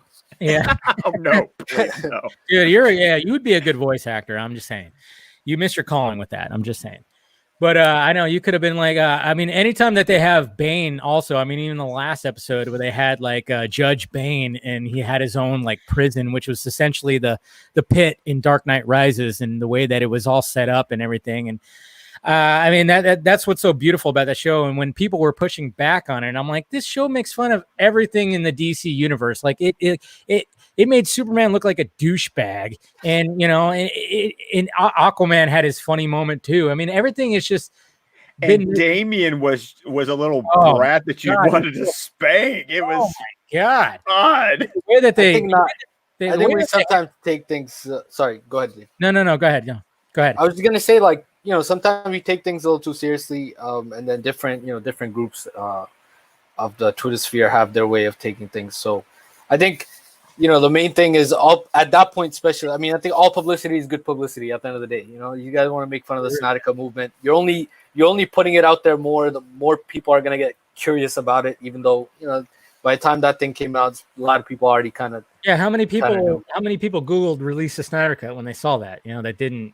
With anything. Anytime they hear it. Yeah. So I mean, exactly. So you can't just. I mean, Matt, are you a fan of the Harley Quinn show? Yeah, I haven't seen the last couple episodes. You should. I'll watch them. I was gonna sit down tonight and watch the Apocalypse War or whatever the new one is. Oh, you haven't seen that yet? I haven't. Boy. No, I have a review for you to listen to once you watch it. Sorry, plug. No, I'll definitely check it out. Like, tweet it to me. I'll check it out. I do food delivery, so I'm out usually in the evenings all evening long. I come home, I just play some games, I go to bed. I got to be early with my kids, so it's getting real difficult for me to be able to watch a lot of stuff. But tonight I'm home, and I was like, yeah, maybe tonight will be a good DC night. Catch up on some DC stuff that I'm behind on, like Harley Quinn and this new movie. Not the CW crap, because I've given up on that. Yeah. You don't have to do that. I mean, there was the surprise thing when what's her name left Batwoman. I mean, that was pretty interesting. Yeah. I've only seen one episode of that show, so I'm like, I'm not missing anything. I haven't seen any of them. Like you said, I lost interest too. Like after Arrow season 4 and Flash season 3, I kind of and I got into Legends for a bit, and then I just fell off on that too. Never got into Supergirl, and then when Batwoman came out, I was like, I don't know if I can get into that. I mean, there's an audience there. Sure, that's fine. If you like it, that's totally fine. But yeah, it was pretty shocking when that. I mean, it was literally like 20 minutes before I went live. I saw the story and I'm like, okay, I guess I got to talk about that. I don't know. I mean, she didn't give the reason why. I'm assuming it's probably partially from when she got hurt last year and she had to have surgery. What do you say? One trade was reporting from their sources that she didn't like the hours. Oh, Jesus Christ. Well, of course, I'm saying you signed up for a 23 episode weekly series. What did You're you an actor. think? What do you think the hours were going to be? That's a problem, right? How many actors out there would love a part like that, a steady job? Yeah. There was a what's her name from Brooklyn Nine-Nine? She's already campaigning to get the role. Stephanie, what's her name? Beatrice, I think. Yeah, Beatrice. Yeah, there you go. She's pretty good. She could do it. Oh yeah, totally. But I mean, they got to make sure that she, has, in real life, is she this and this and this, and make sure. I think she's bisexual in real life. Is she? Okay. Yeah, I think she's bisexual in real life. Rose. Is she? On Brooklyn Nine-Nine, her character's bisexual. Is that what? Yeah. Okay. Hopefully that. I mean, because they even gave shit to Ruby Rose for not being lesbian enough or something like that when she first got cast. I remember that. Well, she wasn't Jewish because Kathy Kane is supposed to be Jewish and a lesbian. She was a lesbian, but she wasn't Jewish. I remember that. Yeah. God damn it! Now I'm not going to watch any of it because she's such a stupid thing to get mad about. But I did talk about this last night about Ruby Rose leaving, and like now you can kind of see like there's an agenda for the show. And while I do believe that representation matters, I also like when they're like, oh no, but we're committed to keeping with this, and I'm like, well, yeah, but if it's you wanted Ruby Rose, you got her. She left because maybe it wasn't a right fit. Yeah. I don't know. I mean, good luck. If now you're up against like the clock, and you're up against everything else you need to do, and it could really backfire and destroy the show because of culture war stuff. And I've been involved in this shit for years. Yeah. So it's one of those things where it's like you can kind of see it coming. You can just look at something and go, I can already think of 8 YouTube channels that are going to be taking this particular side of it, and my life is going to suck for the next year. By the way, Matt, you just got a follow from me, and I tweeted you like you asked. So thank you. Look out. Thank you. Let me go and double check that. Follow all of it there, Scott. Yeah, that's back. Yeah. Scott DC27. I saw you. I just followed you back. Awesome. Cool.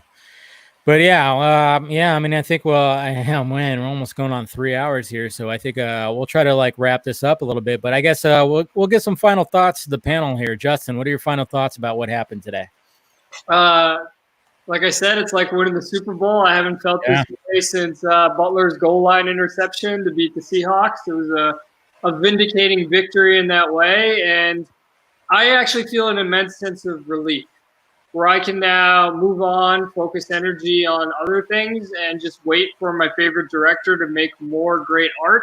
And, let's see what happens. Does Army of the Dead come before Justice League? And are we going to hear any other announcements like the Fountainhead series? So I'm excited to move on and, let's get life going again. This feels like, I live in Florida. Things are reopening. It feels like we're getting life going again. Let's go, let's go, let's go. I like the enthusiasm. Scott, what are your final thoughts about today? Similar to Justin, this sense of, oh dear God, thank you. Okay. I don't have to, I feel like I don't have to quite fight as hard as it's been for the last 3 years. It's been like a little fan war, and I'm tired. I've drugged myself over the finish line. But like I said earlier, I'm also looking forward to maybe some listeners, some fans, some old friends I haven't seen in 3 years coming back. People have been reactivating Twitter accounts that left, and I'm looking forward to seeing people come back as we kind of all have this sort of fanboy kumbaya moment of, isn't it nice to kind of be back where we were when we all got together in the first place? I like it. Omar, what about you? What are your final thoughts about today?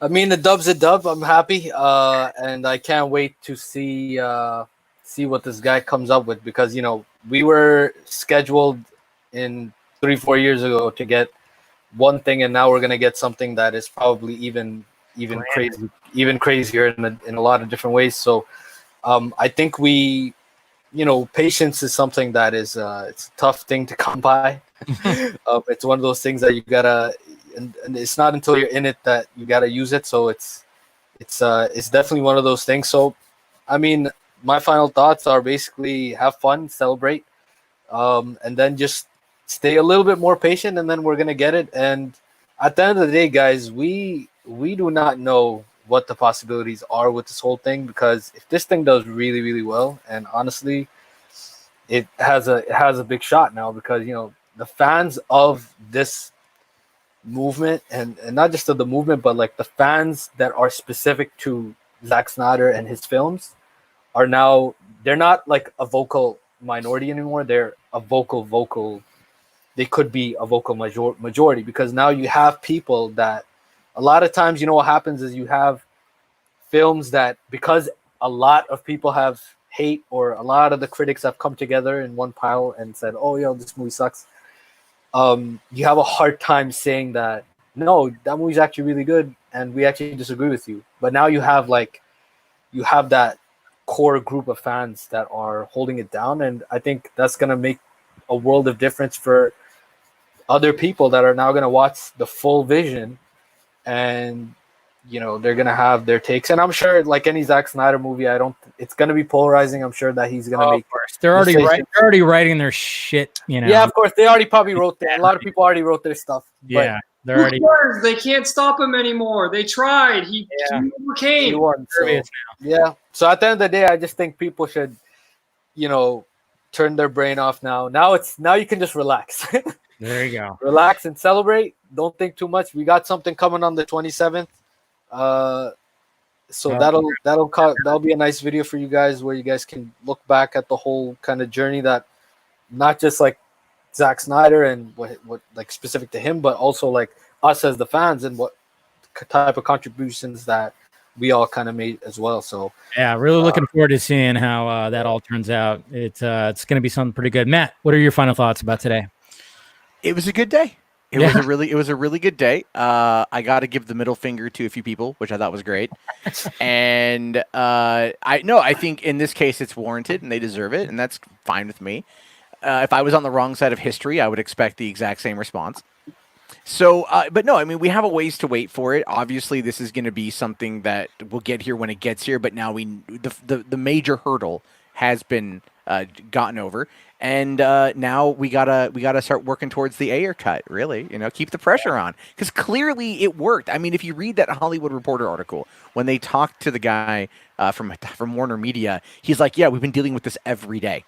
Letters, messages." That wasn't even the Hollywood Reporter article. That was their own press release. Oh, right. Sorry. Yeah, that's right. You're right. They're like, no, you guys did it. It's kind of like the Jericho campaign from 2007. If you guys remember that at all, from the CBS show Jericho canceled after one season, and so then fans did what they called the Nuts campaign, and they were sending CBS bags of nuts for like months, to the point of where CBS is like, okay, we'll give you 7 episodes. Please, for the love of God, stop. and they did it. And so they gave him another season of the show. These things can work, and it's good to see that it took a couple years, but it got there. And I'm really happy for Zack. I feel he went through a really shitty time, and not just with the death of his daughter, but all the hatred he's been getting now for, let's say, the last 4 years since BVS. Because he took everything that happened with BVS theatrical went to him. He got drugged through the mud, and you know what he never did? He never pushed back. He never blamed Warner's. He never blamed the executive that made him cut out 30 minutes. None of that. He took it, and he just keep moving forward. And then he got screwed again, and the fans were there for him. And so I feel really good for him, and I'm happy for him and his family, and that we get to see this, and that his vision gets to be completed. And what comes next, who knows? But this is a win for not only filmmakers who have an artistic vision, but fans who fall in love with that vision and want to see it completed. That's what it's really all about, man. I mean, these studios have been doing this for a while. I mean, it's not the first time. It was just really in the spotlight this time when it came to Justice League. It was, you could blame social media, you could blame a lot of things that all came to fruition. But yeah, man, it's pretty crazy. But I appreciate you guys coming on the stream, and I'm gonna go ahead and give my final thoughts and kick you guys out of this thing because you bore me. Just kidding. No, you don't. I could talk to you guys for freaking days. But I appreciate all you guys coming on. Matt, your first time. Omar, your first time too. You know, Thanks for having me. You guys are always welcome on. Of course, Scott, Justin, you guys are regulars. Love it when you guys come on. I mean, especially you, Scott. You got that sexy podcast voice, that radio voice. But so does Matt, though. You guys, both of you. I don't know. I'm not even on my good microphone. It sounds like you are. I'll get on my Shure SMB71 and blow your panties off. Whoa! Yeah. Oh no, I'll make that claim right now. It's all good. We'll do it. All right. What happened? All right. I'll have my You could drown a toddler when I'm done. Is what I'm trying to say. All right. Good times, guys.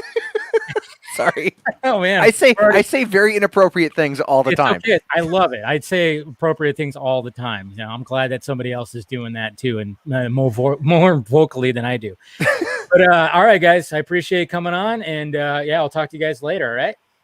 Bye, Dave. See ya. See you guys later. Boop. All right, there you go. Woo! Whoa! Easy. Man, tell you what. Man, these long shows, I tell you what, I'm loving it. Definitely loving it. Thank you to all those guys that come on. I mean, I love it when I can get newer people on there. I've been wanting to get Matt on there for a while. Omar was a new added bonus. I just put it out there. You know, obviously he's one of the Faruqi brothers, and they're doing some great things over there. And like I said, comic book debate and everything. Hey, look at that. We even got the Nerd Queens in here. Long, amazing day. I tell you what. Yeah, definitely was. Okay, what's happening? Snyder was dropping images and dropping stuff. And we're just like, okay, where's this all going to lead to? And, you know, I'm trying to gather as much information as possible from my source to him and anything that I can. And, of course, getting pushback on a lot of things that I was dropping, which, of course, ended up being, a lot of it was true. Most of it, all of it, I don't know. I mean, it just, when I look at where we were last year, it was kind of like, well, where do we go from here? Because, yeah, we could just tweet the hashtag all the time, constantly tweet it out and come up with campaigns. You know, there was campaigns that I didn't necessarily agree with all the time, but then there was campaigns that I supported, and I said, good, okay, I'll go ahead and promote it on the channel and everything. I'll do a video. But at the same time, it was like, okay, we need something. And I think that something came in the form of November 17th of last year. That really was a big turning point when it came to this whole fucking thing. You know, it was Zack Snyder. Like we talked about in the panel here. It was like, when it comes down to it, it's Zack Snyder that's really utilizing his fan base and utilizing social media, utilizing things that directors have never done before. I mean, obviously, when it comes to, we're in 2020 now, look at where the world is now. It's not the same. I mean, we could talk about how certain filmmakers are always going to be the way that they do their thing. I mean, Martin Scorsese has expressed his opinions on the Marvel popcorn films and all that stuff being theme parks. And a lot of us can agree with that. And, you know, other directors have talked about how things are now. But it seems like Zack Snyder, what I really love about the guy is the fact that he really, when it came to a tragic event, and he could have just easily walked away. He could have just walked away and said, fuck it all, whatever, I don't care. I'm going to move on to my next thing. And that's it. But he did. He knew that he had a fan base. He knew he had caring fans. And he knew that, hey, maybe we could turn this thing around. Maybe we could do something different, because let's face facts. Studios have been fucking around with, like, specifically bigger, like these big movies that they know are going to be huge. They've been fucking around with this. You know, it's not the first time it's happened. I mean, many filmmakers, I mean, it goes all the way down to back to the Donner Superman. And we all know it took forever to get the Donner Superman out in its full release. I mean, Ridley Scott has dealt with it. You know, I mean, how many Blade Runner cuts are there? There's a lot. You know, and this is just something that we've never seen before. This is history in the making. It really is history in the making. I mean, Zack Snyder is going to be the first director to direct, like, potentially one of the biggest movies that was going to be out there, that was going to go up against Avengers. And he got it kind of taken away from him. I mean, yes, there was tragedy, there was fuckery, there was all kinds of things that happened when it came to the Justice League movie. But the fact of the matter is now he's going to get his vision realized. He's going to get his vision shown, and it's going to be a lot longer than what we originally were going to see. It's going to be on a different medium than we were going to see. We're going to see possibly it be played out in a mini series form. That's something that's never been done before. I mean, it's history in the making, guys. Okay. And we should not, in what Mr. Everett says right here, Ben, we should not stop supporting AFSP. Okay. That's always going to be there. Specifically now, if you think about it, right now, while we're all quarantined, we don't know what the fuck's going on, this pandemic shit. How is it affecting people's psyche right now? Okay. You know it is. You know it is. Okay. And that's something that the fucking mainstream media doesn't even mention, which is what pisses me off. They're constantly talking about the mortality rates, the death rates, and oh my God, what did Trump say? Trump. Did you see what he said to a reporter? Oh my God, fuck you. Can you talk about the effects that this is what's happening with all this? And AFSP is more relevant than more than ever because of the way things are happening right now. Jesus fucking Christ. That's what I hate about the media. You know, there's so many people that are just suffering from depression and they're not going to talk about the suicide rates because of all this. Of course not. They're always just going to talk about Trump and, and China and this, that, and this, all the politics bullshit. But I mean, AFSP is like more relevant than ever. And I think Snyder knows this and he always wants us to push for that. And I'm going to say it right now. If Snyder comes onto the vodka stream, that is going to be a donation show. That's going to be a charity show. Okay. If Snyder comes on my show, everything that show makes donation wise is going directly to the AFSP. Okay. Putting it out there. I always was going to have that, but I'm just going to announce it now because why not? So hopefully if he ends up showing up to the vodka stream, guess what? Anything that's donated by you guys is going directly to the AFSP. 100%. I've done 2 charity shows before, doing it again. And if that guy shows up, which he has expressed interest, it's definitely going to happen. Okay. So there you go, guys. Great show tonight. Great everything. No, there's not going to be a show tomorrow night unless something crazy happens. That is. But of course, I'll take my Thursday nights and kind of take a break. But of course, I'll be doing normal videos and whatnot. So good times. Definitely good times, guys. Like I said, thank you to Tim, Scott, Justin, Matt, and of course Amir for coming on the show. I appreciate it always, and I absolutely love it. And I appreciate you guys too, all the donations, and of course clicking in, and of course always being there. Like I said, there's no credit that goes to like a specific person. Okay, it's for everybody. Okay, this was a win. This was a big, huge fucking W. That's lit up. That should be fucking 30 stories high. A big W. 30 stories high for the fandom today, okay? The Snyder Cut was announced. Okay? That's all we needed. What a fucking day. What a day. All right, guys. Make sure you follow me in all the sock meds and everything out there. It's all down below. Twitter, Instagram, Facebook. Subscribe to the second channel too. Of course, naturally, like I said, I'm always trying to put clips on that second channel. Try to keep that going, just little clips from the live stuff. Film Junkie shots, I like it, but just call it Film Junkie, and everything. So always a good time. And follow me on the Patreon if you want to help out the pirate ship. I know I should probably look into a lot more of that stuff, but yeah. So there you go, guys. Really good times today. Been a really good week. So love you guys. All right.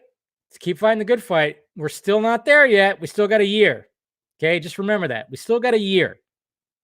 I'm going to cover this thing up and down. You know me. I covered BBS like crazy. I'm going to cover this like crazy. I already have been covering this like crazy. I'm going to continue. But the live shows are just an added bonus, which I love doing. I am actually really enjoying these live shows. So I appreciate it, guys. Love you. Oh, yeah. Look at that. Even though it's not the vodka stream, technically, still got my last little drink here. So cheers. Good stuff. All right, guys. Talk to you later.